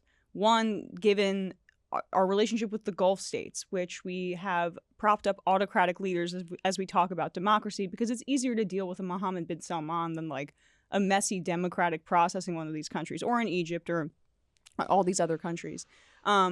They are getting hit right now by Iran because Iran has calculated that Israel is the center of like the Israel lobby has created a situation where we have invested so much in defending Israel with the Iron Dome, with our defense system there, that they can just use these cheap drones and bomb the Gulf states that are supposedly in our sphere of influence, but they can really harm them financially with these cheap drones that don't cost that much. And so they get more bang for their buck attacking these countries that we need to depend on for oil. And they're starting to get really pissed at Trump for starting this for starting this conflict. So we already see that China is developing relationships with Iran. A few years ago, they brokered some talks between Iran and Saudi Arabia over Yemen, showing that China is trying to build up its soft power in the region and bringing these countries into its sphere of influence. And the U.S. is responding with just violence, violence, violence. And so which partner is more stable here? And Trump is also doing this thing where he's negotiating with Iran. They're doing negotiations. But repeatedly, he's showing that he's using the guise of diplomacy to lull them into a false sense of security and bombing them. How can Iran trust that any negotiations with this insane belligerent partner are going to be honored? So what they have to do is we have to create enough pain to the people in the West who live in privilege relative to us in the form of gas prices, and we're about to see it explode, so they learn their goddamn lesson. And I think it changes our relationship with that region forever. It also has emboldened Vladimir Putin. So Russian oil now is being sold at a premium because people are desperate for it. And that hurts American interests as well. And Russia and Iran are aligned. So I think this diminishes America's standing. And I think it changes our relationship indelibly with like the energy trade relationships and how the United States is going to be able to like maintain, I don't know, some sort of relative satiation in a population that already doesn't have any social services because the price of goods are going to go up. That's all that the capitalism provides for people here. As a follow-up, we obviously know that U.S. and Israel, they struck Iran and they took out their leadership, but obviously the regime didn't collapse. Right. And so I guess this goes to, I guess the question could be, was this a miscalculation or does this contribute just to the arrogance that you mentioned? But I'm also wondering what you thought about what Tulsi Gabbard was saying. She admitted that we are less knowledgeable about the position of the Iranian leadership and their intentions than we were before the war. And then she also admitted that the U.S. goals are not aligned with Israel's, and we differ from those objectives of the Israeli government. What are your thoughts about that? Hearing the director of national intelligence admit that to Congress. Yeah, I mean, I think... Well, I'll take the back half of your question first about having her admit that. I think that is absolutely true. And there have been historical examples of colonies becoming unruly and becoming so powerful that they have the host country kind of at their whims. But I also think that there's this impulse right now, and we're seeing it in conservative media, to remove Trump's culpability from this situation. Because, when... It's not an impulse, it's a project. It's a project. Yeah, exactly. That's probably a better word for it. There's a project to make... Everyone's afraid to criticize the dear leader. But, when Biden was assisting Israel in their genocide, we on the left were immensely consistent. We understood that you could cut off arms tomorrow. Under the Leahy law, it says that you're not supposed to be selling arms to a state that's committing human rights violations. The Biden administration, they fudged reports to allow for them to circumvent that law. And we said, you could yank on the leash any day now. You could do so. And he refused to do it. I'm shocked to see the same criticism is not being leveled at Trump. It's, look, Israel controls our government. They must have something over him. Perhaps they do with intelligence and with the Epstein files, I guess. But the reality is, like, he could stop this tomorrow, even if the interests of Israel in many ways do diverge from the interests of the American public. But that doesn't. But it sometimes, I think, is an excuse. Because Israel, as I mentioned, they do the dirty work that we can outsource criticism to at this point. And Trump is as culpable as anybody. So if the Israeli interests really differ that much from what he wants to do, then perhaps he should act like it. And he's not acting like it. Yeah. Well, you know, when you see Tucker Carlson, who has been lauded by many, he just did an interview with The Economist, and, you know, he spoke about the right to exist and all of these things. And he's such a talented rhetorical. He is. Yeah. He just, you know, he is. It's scary. He's talented. He's very talented in that regard. But he stopped short. We talked about it a little bit at the end of the last podcast. He stopped short at actually criticizing the president for any of this. Yeah. Like, he won't. Even as the president says Tucker Carlson has lost his way, he's not MAGA, he's not one of us, even as the insults fly directly towards him, he stopped short at saying Donald Trump said he would not get us into a foreign war. He kind of got there in the Economist interview a little bit when he was pressed, but he doesn't lay the blame for all of this at the feet of the president, and no one really will, which means that it will continue because President Trump always escapes any type of blame for it. The dance that Tucker is doing is that if he wants to leave his options open to run for president in 2028, which I think is a possibility, or if he just wants to advance his media career, he can't piss off the cult that thinks Trump can do no wrong. But he also knows that this war, starting at like something like 41% popularity, which is lower than the Iraq War ever got, and the Bush administration spent like a year or two manufacturing consent for it, going to the UN, saying, oh, they have weapons of mass destruction. Trump just acted unilaterally. So Tucker knows that this war is unpopular. So he has to find a way to get out ahead of it, even though, by the way, he was supportive of the Iraq War and was calling Muslim people monkeys back then. But he has to get ahead of it.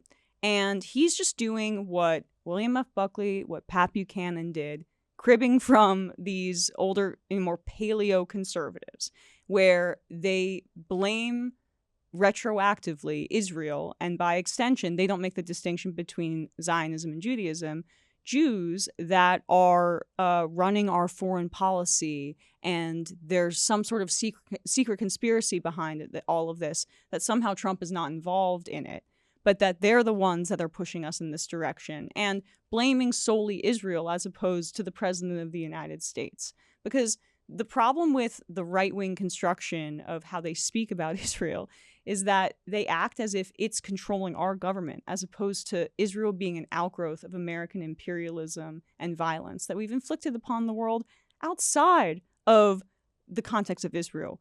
Vietnam, the war crimes that we committed in Vietnam. I mean, what Henry Kissinger did to the people of Cambodia, that was not Israeli interests that were pushing us to massacre hundreds of thousands of people and leave them with burns and scars and health problems for the rest of their life. No, that was just the consequence of empire and colonialism.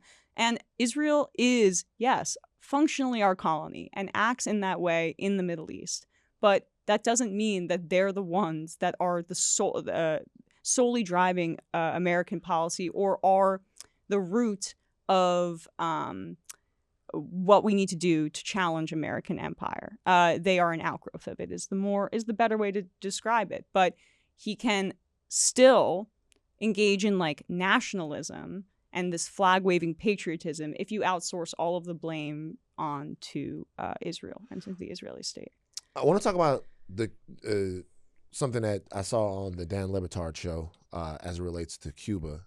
in a second. But before that, I'm interested to hear your opinion on the Saudis. The Saudis, from some reported, they wanted this war too, right? Iran was a big, gigantic thorn in their side, right? I think that's being a little bit overplayed by people trying to divert attention a little bit from So you Israel. think that the Saudis would have rather this? I mean, there's sectarian situations there. There's a but as I mentioned, China had brokered talks between the Saudis and Iran a few years ago, and tensions have significantly cooled between the two. So I'm a little skeptical of some of those claims, but it's hard to know. All right, so then if that's not the case, then you have, as far as the Gulf countries, really, it's already been shattered, right? Yeah. I mean, if you like to go to Dubai to have fun and get busy and you like to do all of that stuff, it's going to be difficult to go to Dubai, at least in the near future, if you think that any second a war could break out there. Right. What is the worst case scenario for the Gulf countries? Is it the destruction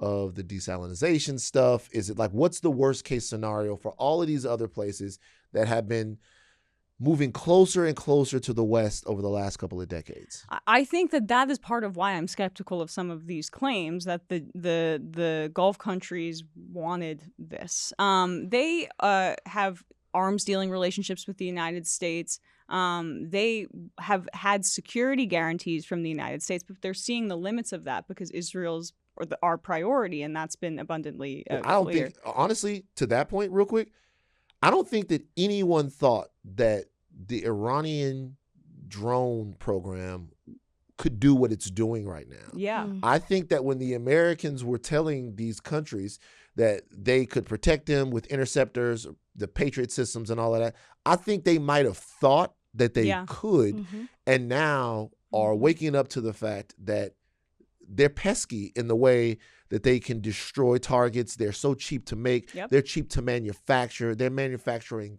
thousands of them when we can only manufacture hundreds of interceptors. We thought that we could protect them, and we probably can't as well as we thought that we could. I think that's true. And it underscores why I think that they, still want to have the relationship with the West where they can buy arms from us. And look, Qatar gave Trump a $400 million plane. They were probably like, what did we do this for? We literally bribed you and you're starting this conflict that's the Qatari liquid natural gas fields are the most important in the world, and Iran bombed them in retaliation for Israel attacking them. So they're probably wondering what the hell's going on here. Plus, they have been trying to pivot to becoming to a Western audience as a place where you can vacation, and that we're investing in your sports leagues in golf or in comedy, and they know that whenever there's gonna be a green transition eventually. God, it's taking way too long,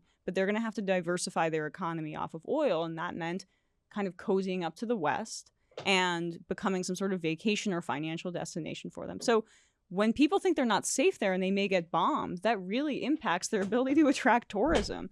So my guess is that they're pretty furious about it, but they still have to walk this line because the United States is still, in terms of military might, in terms of weapons technology, that's maybe the one thing we're more advanced than China on is our weapons technology. So they rely on us for that.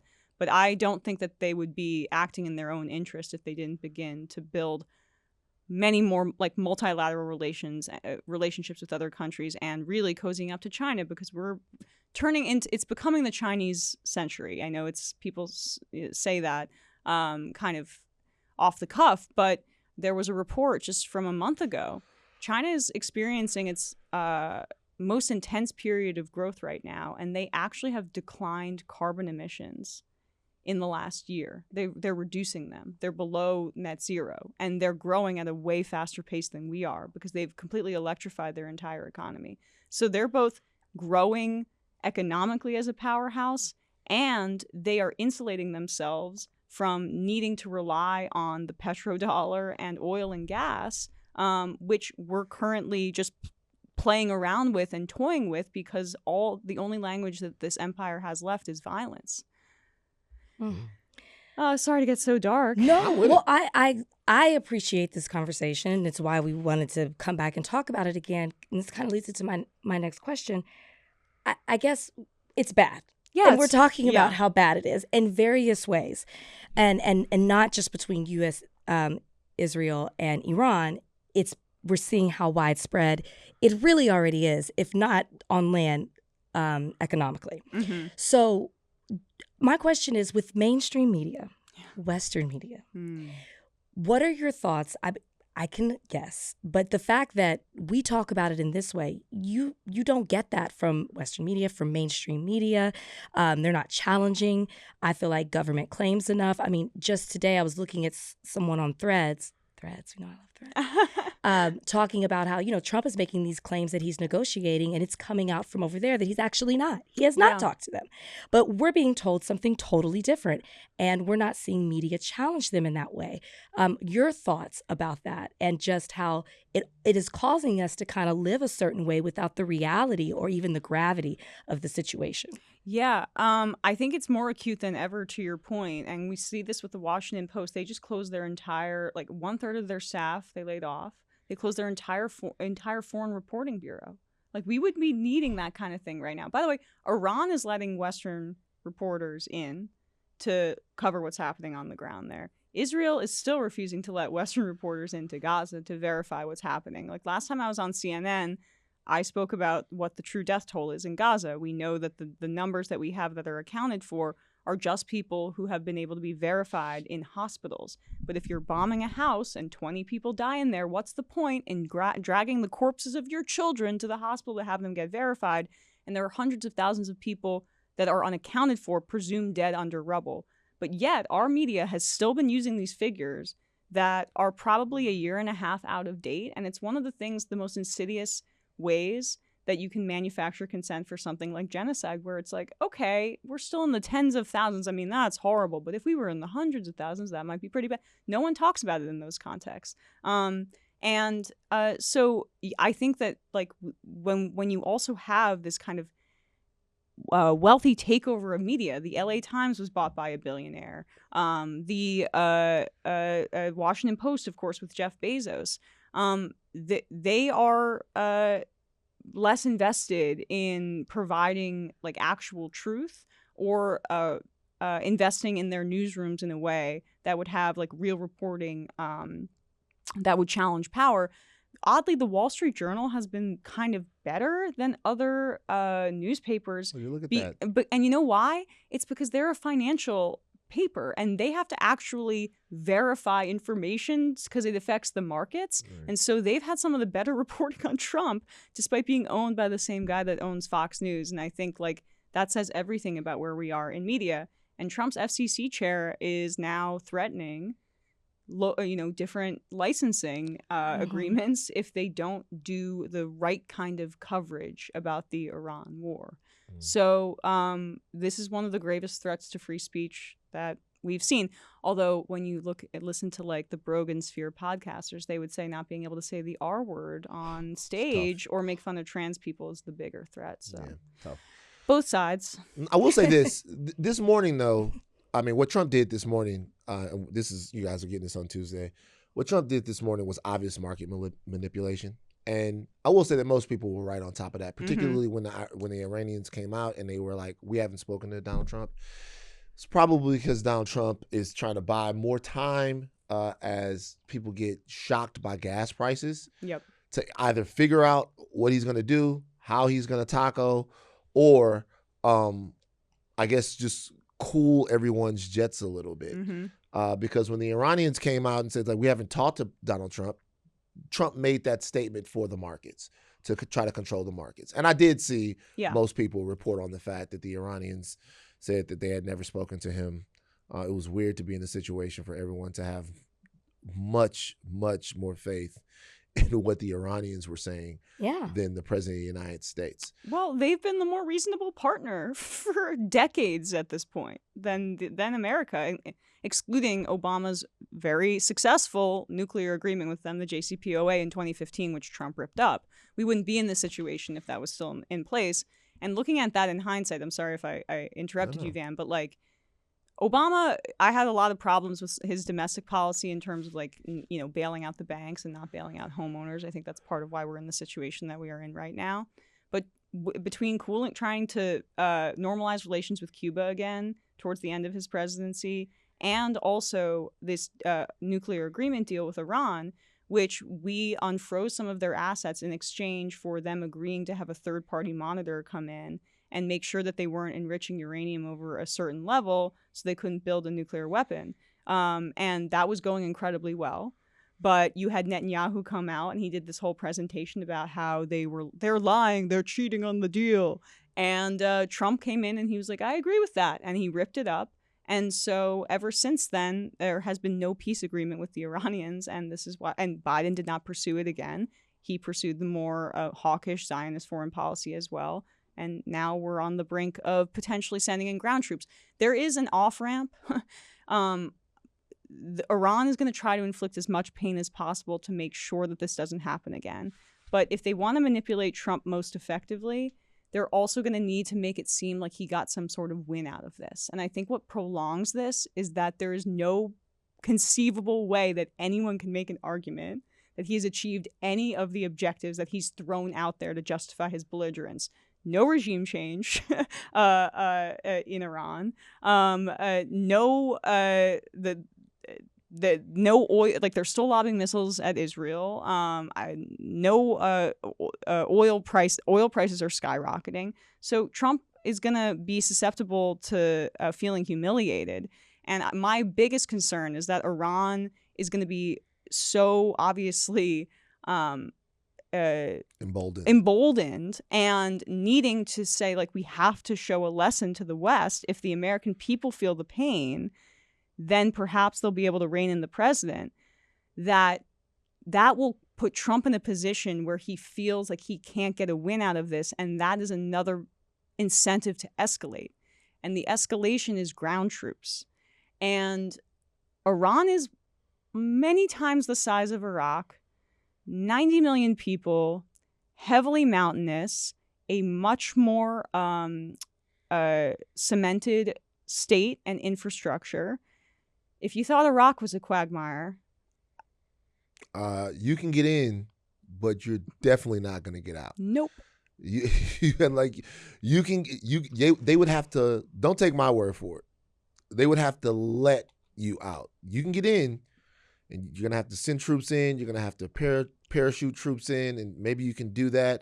There's going to be tremendous. You can get in, but getting out would be fucked up. And the only way to either do definite regime change or to make sure that whatever nuclear program they're claiming still exists is completely obliterated is to send in ground troops. Yep.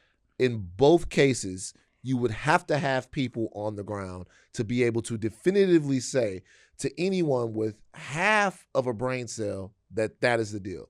And then even getting the troops in to look over the nuke, it's just very complicated. You have to have people who can identify this type of stuff, who know what they're looking at to say. It's a really fucked up situation. It feels like Iran is winning at the moment. 100%. Winning by not losing, yeah. And we talk about oil, but I was reading some Vox reporting on Vox that's like this could turn into a food crisis if it continues as well. Fertilizer. Because of the fossil fuels. Exactly. Right. Yeah. So I mean, it's really an awful situation, and like, you know, part of why I argued so hard, of course, for people to vote for Kamala Harris as a defensive kind of measure against what we're seeing right now is because, like, yeah, Trump pretended to be anti-war. And some real idiots believe that and push that narrative in the Brogan sphere with TYT and stuff like that. Insanity. What'd you say? TYT. Oh yeah, I'll get a little spicy on here. I know because bring it up. You went there. I know you like the drama, so I want to give you what you want. He does. But no, I mean, like the idea that he was anti-war is hilarious because their version of anti-war is peace through strength. And what does that mean? We remove the rules of engagement and we bomb girls' schools and we do war crimes and then hope that our strength is what causes peace, meaning they don't retaliate. We bully them into submission. But like the problem with what we're experiencing right now is the bulk of like the anti-war movement is on the left. The active anti-war movement has always been on the left, whether it's Vietnam, whether it's Iraq. That's where the anti-war movement is. We are not in Trump's constituency. So we have no ability to influence him. He doesn't give a crap what we say. He only caters to his base. And despite having some pushback from his base, and you've seen like a 10% drop among self-identified Republicans in support for Israel over the past 2.5 years, the real driver of negative public opinion, both about our Israel policy and about this Iran war, is from independents, who increasingly younger people are not identifying with either party. So perhaps that's the young conservatives are in that cohort, but it's independents and Democrats. The problem is, like, we're not in the coalition of people that he listens to. He is beholden to the psychotic Christian Zionists, like, and just Zionists in general, but even like Huckabee. But Pete Hegseth has a Crusades tattoo on his body, and look, we're not, tattoos. If you apologize for it, like Plattner does, I think that's a little different. No, but like it's a part of the overall. It's a part of the overall total of what your political philosophy is, and what Pete Hegseth has spent his career doing is advocating for pardons for war criminals in Iraq who gunned down people in the streets and were convicted in America. He successfully got Trump in his first term to pardon that, and that really charmed Trump. And saying that we should be bombing Iranian cultural sites, that the only thing that these people understand is violence and strength. So those are the people in the room with Trump, and those are also the voters that he's beholden to, because I will wrap up this in a second. Christian Zionists in this country it's like people slept through the whole Bush administration. The evangelical base doesn't see climate change or these horrible wars as something that's bad. They genuinely see it as evidence of the rapture coming. Yeah. They don't believe in really improving life on earth because they're accelerationists about the rapture. That's why they support Israel so much, because they believe that once all the Jews return to that area, 2/3 of them will go to hell, and the 1/3 that accept Christ as their savior get to sit on the right hand of God, and they will be saved. But it involves, in their vision, the deaths of millions and millions of Jews, and they are in a pact with Jewish Zionists as well, who support the state of Israel and largely like big institutions that are about militarism as opposed to actually protecting Jews and Jewish safety in this country. Because there's nothing that has inflamed the horrible fires of anti-Semitism more than this constant conflation between Zionism and Judaism. And we're at a point right now where, back to Tucker Carlson, it's become so normalized that I'm not sure where it goes. Oof. Do you think that the Biden administration eroded some people's belief that the left was the anti-war flank? Yes. Because of their support for the war in Ukraine and for their failure to reign in Israel? Absolutely. When I first got invested in politics, I became obsessed with Obama in the 2008 primary because I couldn't understand, I was a teenager, I couldn't understand how anyone could support Hillary Clinton after she voted for the Iraq War. Because, I mean, we killed up to 1 million people in Iraq by some estimations, and we tortured people. It was an absolutely horrible, horrible thing that this country did. And that is, yes, it was the financial collapse that was in part why Obama won the best electoral college victory for a Democratic president in, I don't know how long, I would have to look back, but for like it was overwhelming. It was on, criticism of the economy, but it was also on an anti-war message. And that brought a lot of young people into the Democratic Party because throughout history, you see, that's where activism is. It's younger people and surrounding the anti-war movement. I think that Biden and his real ideological Zionism did an enormous disservice and to that brand, to that energy. I mean, there were, I think, 90 million people that sat out that could have voted in the last election. And there's some analysis of, a lot of voters just staying home, millions of voters staying home, who voted for Biden but didn't vote for Harris. And look, I'm somebody that will never downplay the insane misogyny and racism that was directed towards her. I mean, Trump, when she first entered the race, he was fantasizing about her getting beat up in a ring, and they were calling her a slut immediately. I mean, it was absolutely vile what they were engaged in. But I do think that there were a lot of people that said, if you can't stand up on this front, how are you going to stand up for me? The reason Israel's becoming this moral test for people is because it's so obvious that if you're on the side of AIPAC or if you're on the side of this lobby, we know you're not on our side. We know you're not about redirecting resources back home. You're not about like an overall egalitarian vision of humanity. So I really think the Democrats did an enormous disservice to their brand. But it's not a coincidence that 2010 was the Citizens United decision. And since that period, I think it was $144 million was spent in 2010 on elections, and most of that was direct contributions. So you would know where those contributions went. But when Citizens United, that decision happened, and the Supreme Court said, not only is money speech, but corporations have corporate personhood and have the right to speak unlimitedly, that exploded the dark money ads. And now we're at $1.3 billion was spent in 2024 on dark money contributions.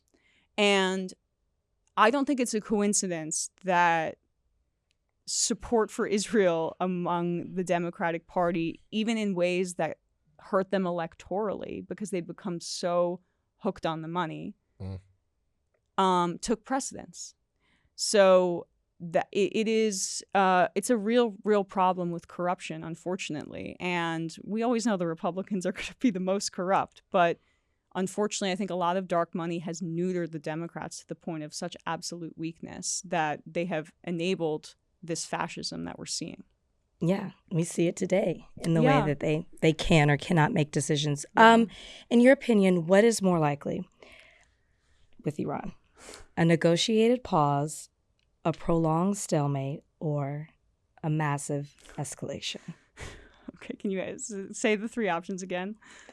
A negotiated pause, a prolonged stalemate, or massive escalation. I don't see a prolonged stalemate because I think most of the financial press I'm reading is saying that we're about to hit disaster zone with oil and energy prices.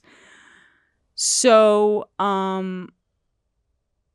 my hope is that the markets respond in kind and it's the first thing and not the dramatic escalation. But as I was saying before, I hope that the Iranians, and I don't know if this is the case because the Khamenei, the son who's just taken over, is considered to be a more hardliner than his older father, who was more conservative and less escalatory with Israel and the United States. And if he wasn't before, he definitely is now. They killed his dad. Yeah, right. His wife, his kid. Yeah, my fear is that they're going to say, we've tried to appease the Americans and Israel. They have continuously not just held up the sanctions regime, but they've violated their own agreements. They're not even good negotiating partners because there's no instability in our negotiating partnership. Like, as I mentioned with that Obama nuclear deal, which was a great deal. And in hindsight, I look back on that and think, like, look at how he stood up to the Israel lobby, and then they responded, and right after Obama left office, Chuck Schumer became the leader of the Democrats in the Senate and is like one of the most beholden Democrats to Israel. Like, it's a disastrous situation. But if Iran, is even-handed in this, and that's a big if. Because of all of the humiliation that they don't want to be humiliated by the Americans, and because of all the violence we've inflicted, then I do think that there can be an off-ramp, especially because Trump is doing, as you say, this market manipulation where he lifted sanctions on Iranian oil. Yeah. Like because he knows how oil prices are going to affect the markets. So that's the only thing that seems to be moving him, and he's doing things that are not in the American interests, even in interests that I don't agree with, to manipulate the market so oil prices don't get so out of control because he wants a rhetorical victory or the appearance of him looking like the tough guy. Yeah. And isn't that incredible? Like, our government, our democracy is really on its last legs at this point because our foreign policy and so many of the actions of this government, and again, I do include Biden in this with his foreign policy, is so disconnected from public opinion. How can you have, something like only 8 or 9% of Democrats approving of Israel's military action in Gaza, and then have the leader of the Democrats in the Senate saying, my job is to keep the left pro-Israel. Well, you're failing at your real job, you're failing at your fake job, dude, and you're not responding to your voters. So another part of where the Democrats have really failed us is they haven't practiced democracy internally as they preach it to the rest of the country. No one buys them on democracy when they don't listen to their own voters about the direction of their policy, and including trying to get Biden to run again when everybody was like, don't do it. They prioritize the institutional, the institution of Biden or maintaining his power despite his enormous unpopularity, and didn't listen to their own voters and yet preach democracy to the rest of the country. So they need to practice it internally so they can get some credibility back. Okay. Headphones on real quick. I want to play something for Emma. And look, the reason why I'm playing this is because we're playing this because this is Cuba could be next. Mm-hmm. Cuba seems very likely to be next. Yeah. And anyone who's paying attention, and we have a very informed listenership, knows that there are forces inside of America that have worked to destabilize Cuba for generations ever since the revolution there. Almost a mirror image situation to Iran in a lot of ways, right? Once again, know a lot of Cubans. Know a lot of Cubans here stateside, know a lot of Cubans down in South Florida, and the ones that are here have a differing perspective on whether or not we should go in. I thought this was interesting because this comes from the Dan Le Batard show, and these guys are Cuban, but they're also lefties. They're lefties. Yeah. They have the reputation of being lefties. Play this for Emma, and let's get her response to it. I believe the streets of Miami will rejoice the way Venezuelans did throughout Miami when we did what we did as a country to Venezuela, when the Cuban people stop suffering. I believe that there will be a great celebration in the streets when this regime falls. I cannot quite stomach this person's motives in being the one who gets the credit for finally bringing to freedom an island that's been rotting for 70 years. Same. He's got to get credit for it, and it'll justify, I think, what is very clearly a failing administration to a lot of Cuban-American MAGAs. They'll be able to overlook some heinous, corrupt stuff. And I think people on the left side of the political spectrum that I identify with that right now, eat it. This will be a tremendous thing, a liberated Cuba, and I think it's a byproduct of what happened with Venezuela. As messy as that is right now, I know people are hopeful for free elections and regime change, even though Donald Trump was confused as to the gender of the current leader of Venezuela. It's the right hand of Maduro, and they're still in place, and the U.S. has their oil. Cutting off that power spout, it's why all these Cuban special forces people were guarding Maduro.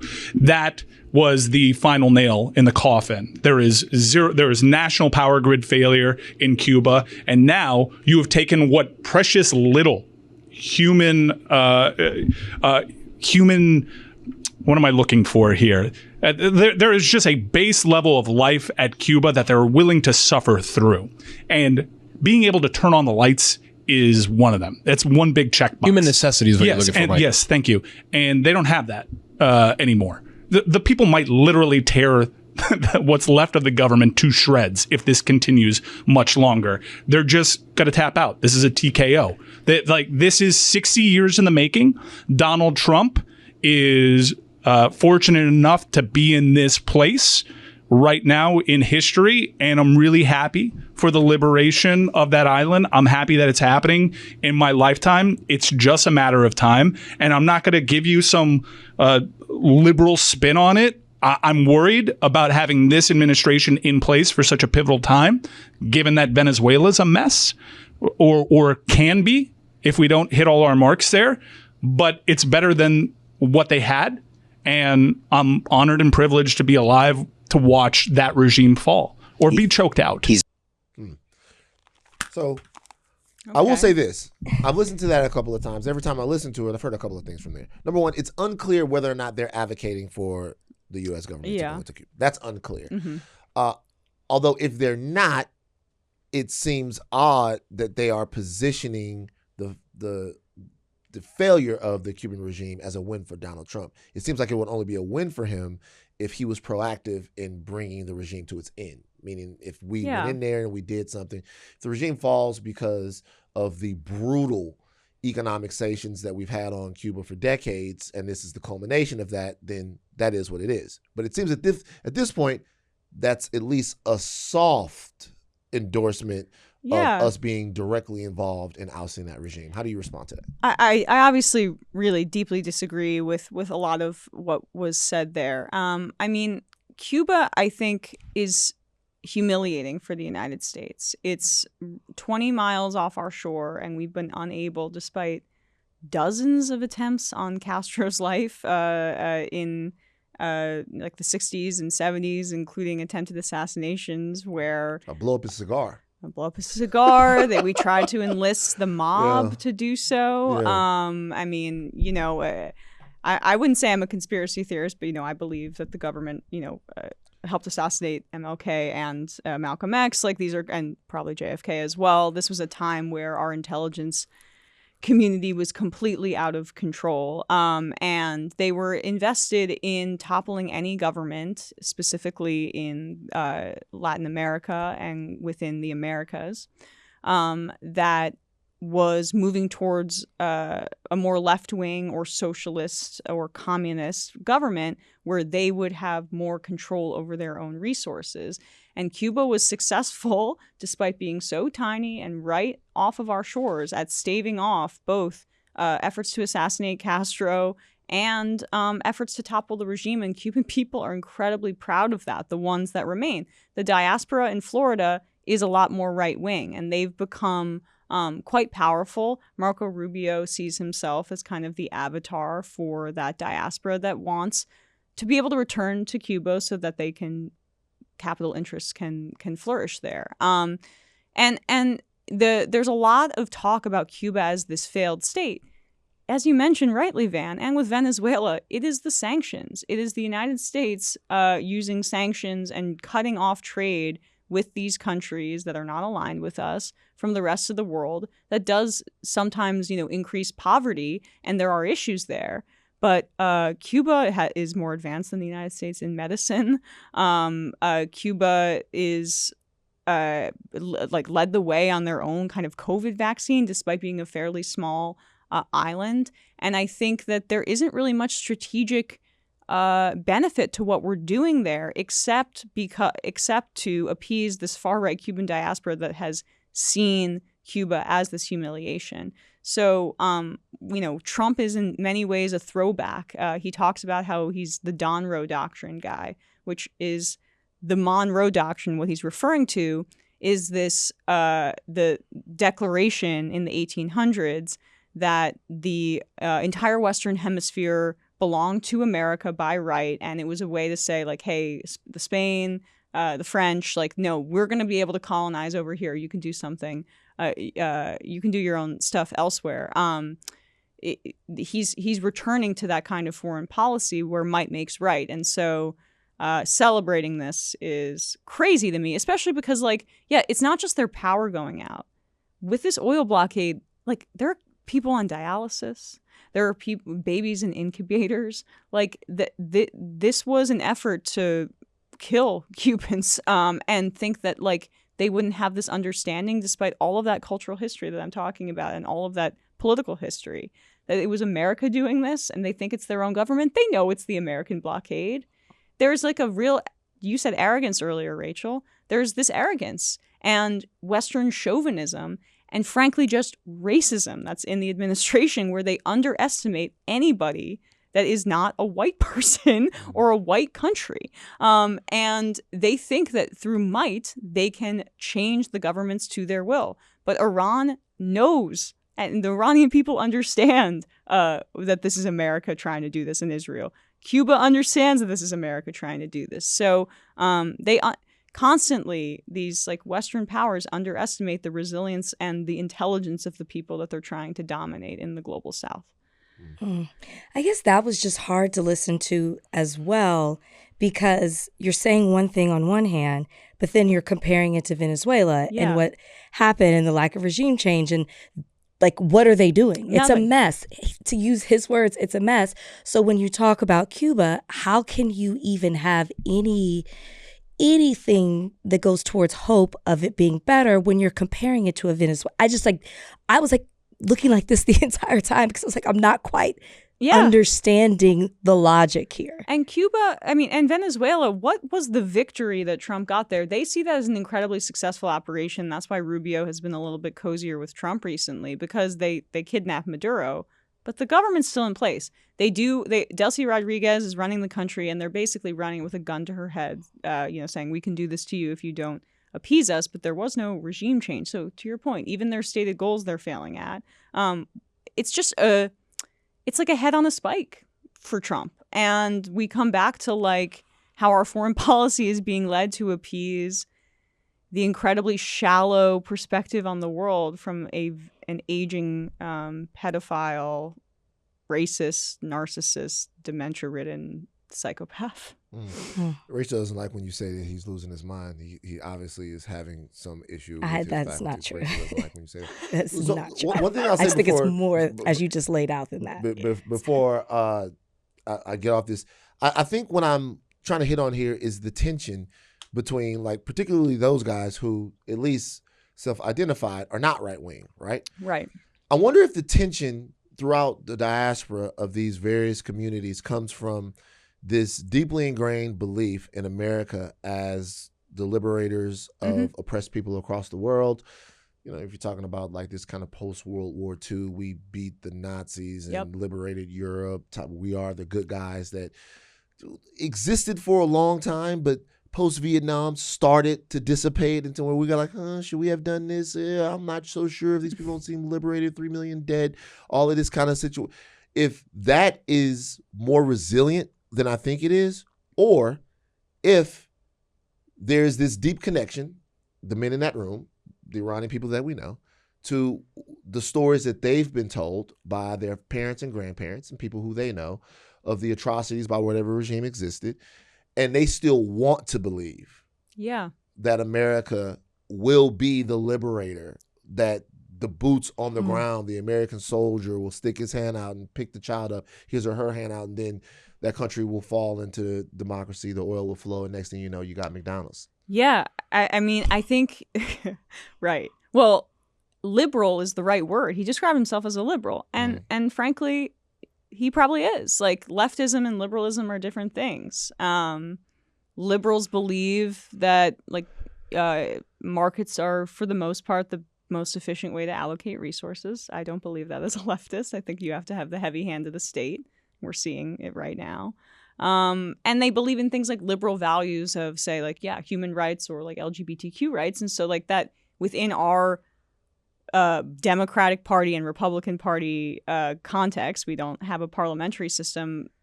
Liberals get funneled in the same group of people that are, voting for someone like Zoran Mamdani.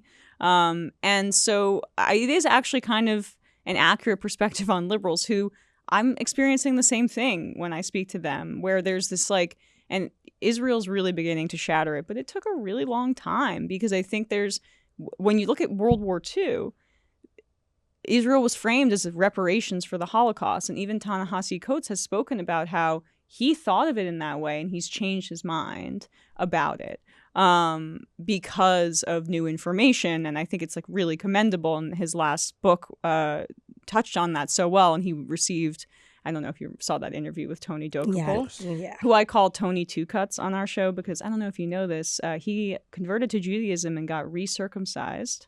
Oh, really?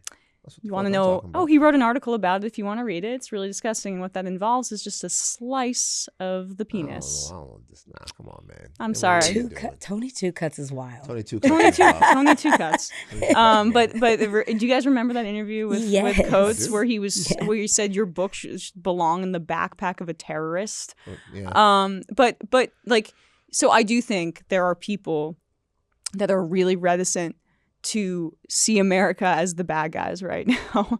But it's really hard for, I think, anybody, it's usually younger people who lived through the Iraq War, but didn't live through kind of the Cold War, where coming off that history of World War II, and there being this kind of viewpoint of this existential fight between capitalism and capitalism being about freedom and communism being about repression.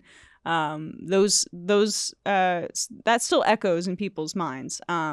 So you can also see it like sometimes older like boomers and stuff, even if they're Democrats, are just like reflexively hate Russian people, or like are really Islamophobic out of nowhere. And it's because they bought into like America's national security being a force for good. And that's obviously not the case, especially now. Last question for me. And this isn't to take away anything that we talked about because it's obviously important, but what's something that we should be paying attention to that we're not because of, and we should be talking about this war that's going on, but it's falling, other than the Epstein files. Yeah. Like what's something else that, hey, they want you to forget about this or whatever, it's losing the attention it should be getting because of this. Ooh, okay. I think And it could be several things. Yeah. I'll bring in two things into it, but just voter suppression is going to be the overall topic. One, like Trump is insistent and that he wants to pass the SAVE Act. John Thune, leader in the Senate, is saying you're not going to have the votes for that unless you get rid of the filibuster. Now, the filibuster is a deeply undemocratic rule that we have because, for example, when Biden was president, at one point there were 50 Democratic senators and 50 Republican senators. The 50 Republican senators represented 40 million fewer people than the 50 Democrats. Just to give you a sense, like you have 2 senators from California and 2 from Wyoming. That doesn't make it's already very disproportionately stacked in the Republicans' favor, the Senate institution. On top of that, when we have the filibuster and that applies to everything that doesn't pertain really to the budget, that means that you need a 60 vote threshold for any legislation that doesn't pertain essentially to the budget. And that would include something like this SAVE Act that they're trying to push, which would disenfranchise tens of millions of people across the country, including like 70 million women that changed their name and it doesn't match their birth certificate after they got married. It would be going after people who don't have driver's licenses, and also a driver's license would be insufficient. You would need a second form of ID. That's poorer people, that's disabled people who don't drive. It's like the people that take the bus that may not have that form of ID. So it's obviously racialized in how they're targeting it as well. Trump is trying to get them to get rid of the filibuster to pass that. Now, John Thune was schooled by Mitch McConnell, and he knows, look, the Senate institution is already so in our favor because of the dynamics I described there. Not only are we like disproportionately represented as Republicans, we also need 60 votes to pass any kind of legislation. So democracy dies in the Senate to a degree. We can't get rid of this. This is our best tool. But Trump wants this so badly that he's putting enormous pressure on John Thune right now to do that. So we have to watch that. I still think it's not as likely, but the possibility of legislation passing, because it's already passed the House, that would disenfranchise tens of millions of people is horrifying. And then that brings me to what we're seeing right now with ICE and Trump saying that he's going to send ICE agents because of the partial shutdown over DHS funding to assist at the airport. I'm flying tomorrow. I hope. You're fucked. I'm fucked. Yeah, I gotta get there really early. LAX isn't bad. Oh, it's not that bad. Okay, good. I just flew in. Okay. Good to know. But like ICE, I think that they're gonna send ICE agents with any willing governor to polling stations in November, because what Texas is in play right now, because right now there's a runoff with Cornett and Paxton. The Republicans are in a bit of disarray, and the Latino swings against Trump across the country are seismic in what we're seeing. This is a very advantageous situation for Tallarico. How do you make it less advantageous? You intimidate Latino voters at polling stations.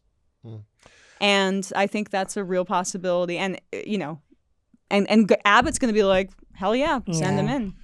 Couple things. I dare them on the filibuster thing. That would be hilarious if they did that. Yeah. If we had whatever, I dare them on that. Secondly, I do think the once again, hyperbole van, I do think that ICE at polling stations could end up being some of the first battles of the American Civil War.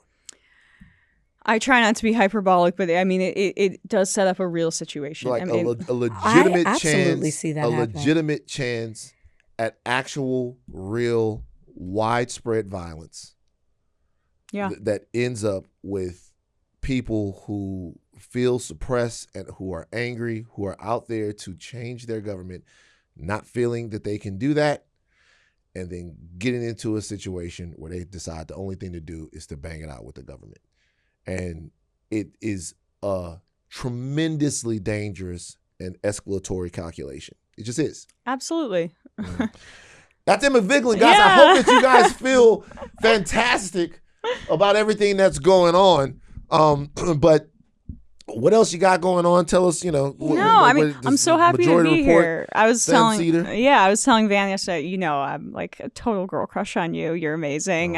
You're all right. You're all right too, Van. No, I love the show. You guys are doing great stuff. I'm so happy to be here in person. But yeah, you can check out the Majority Report with Sam Cedar and myself as the co-host. We're a daily political left-wing talk show. We have very dry interviews about things like Social Security or Sudan or authors on, but we also that's the first hour of our show, the free part, and then the fun half is when we make fun of right-wingers, and that's what people seem to enjoy the most. So we make fun of Tim Pool a lot, Candace Owens. Tim Pool. What's the brother with the glasses on the show? Matt Leck. The brother with the glasses. Oh, on Tim Pool? No, not on Tim Pool. On you guys' show.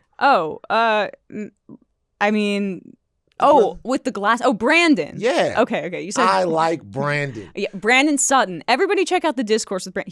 He's actually one. I learned something from him every single time that we speak. He's one of the smartest people that he doesn't live in New York. I wish he could be in the studio all the time. But Brandon Sutton, check out the discourse. He's brilliant. Yeah, he comes in like he's got his own little deal. He's not even. I like him. Yeah. You can follow him at Pretty Bad Lefty on Twitter, and he has some banger Brandon tweets. Sutton. How you say his name? Brandon Sutton, but it's he at Pretty Bad Lefty. Oh, okay. Because when you pop up Brandon Sutton, this is the guy that pops up. No, he gets a little. I know that's not him. He's a little incognito because this is not his first job on social media. But if you follow him on Pretty Bad Lefty, he has some banger tweets. Thank you, Emma. Everybody, get out there and vote while you still can. Thank you for joining us. Thank you, guys. Thank you so much. We might hold over, if we can get an interview, the Team USA, we're not going to talk about this. The Team USA squad, flag football squad, beat the NFL players, beat the shit out of them. Mm-hmm. And we were going to talk about this, but I want the interview with my homie from down in New Orleans. I think his name is Darnell Doucette. Oh, yeah, the one who called him out. 5'7", 140 at QB, going crazy. He's 5'7"? 5'7", 140, going crazy at QB. The flag football thing is an interesting thing because I thought you said we weren't going to talk about it. We're not. I'm just going to say this. Think about this. A lot of NFL players want to be in the Olympics. They want an Olympic gold medal, but they can't get one because football is not an Olympic sport. Mm-hmm. Flag football is an Olympic sport. And so the schism here is between a lot of highly skilled football players that want the opportunity to get a gold medal and a bunch of flag football players that this is their fucking sport. Yeah. So it's a very interesting cultural situation. Hopefully we can have an interview on it or something like that. But we got to go right now. We've given you guys a lot of podcasts. It's almost 3 hours with the podcast. You're fucking kidding me. Take thinking caps off and do not stop learning. I'm Van Lathan Jr. Guard yourselves. The jihad is upon us. I'm Rachel and Lindsay. Bye, guys.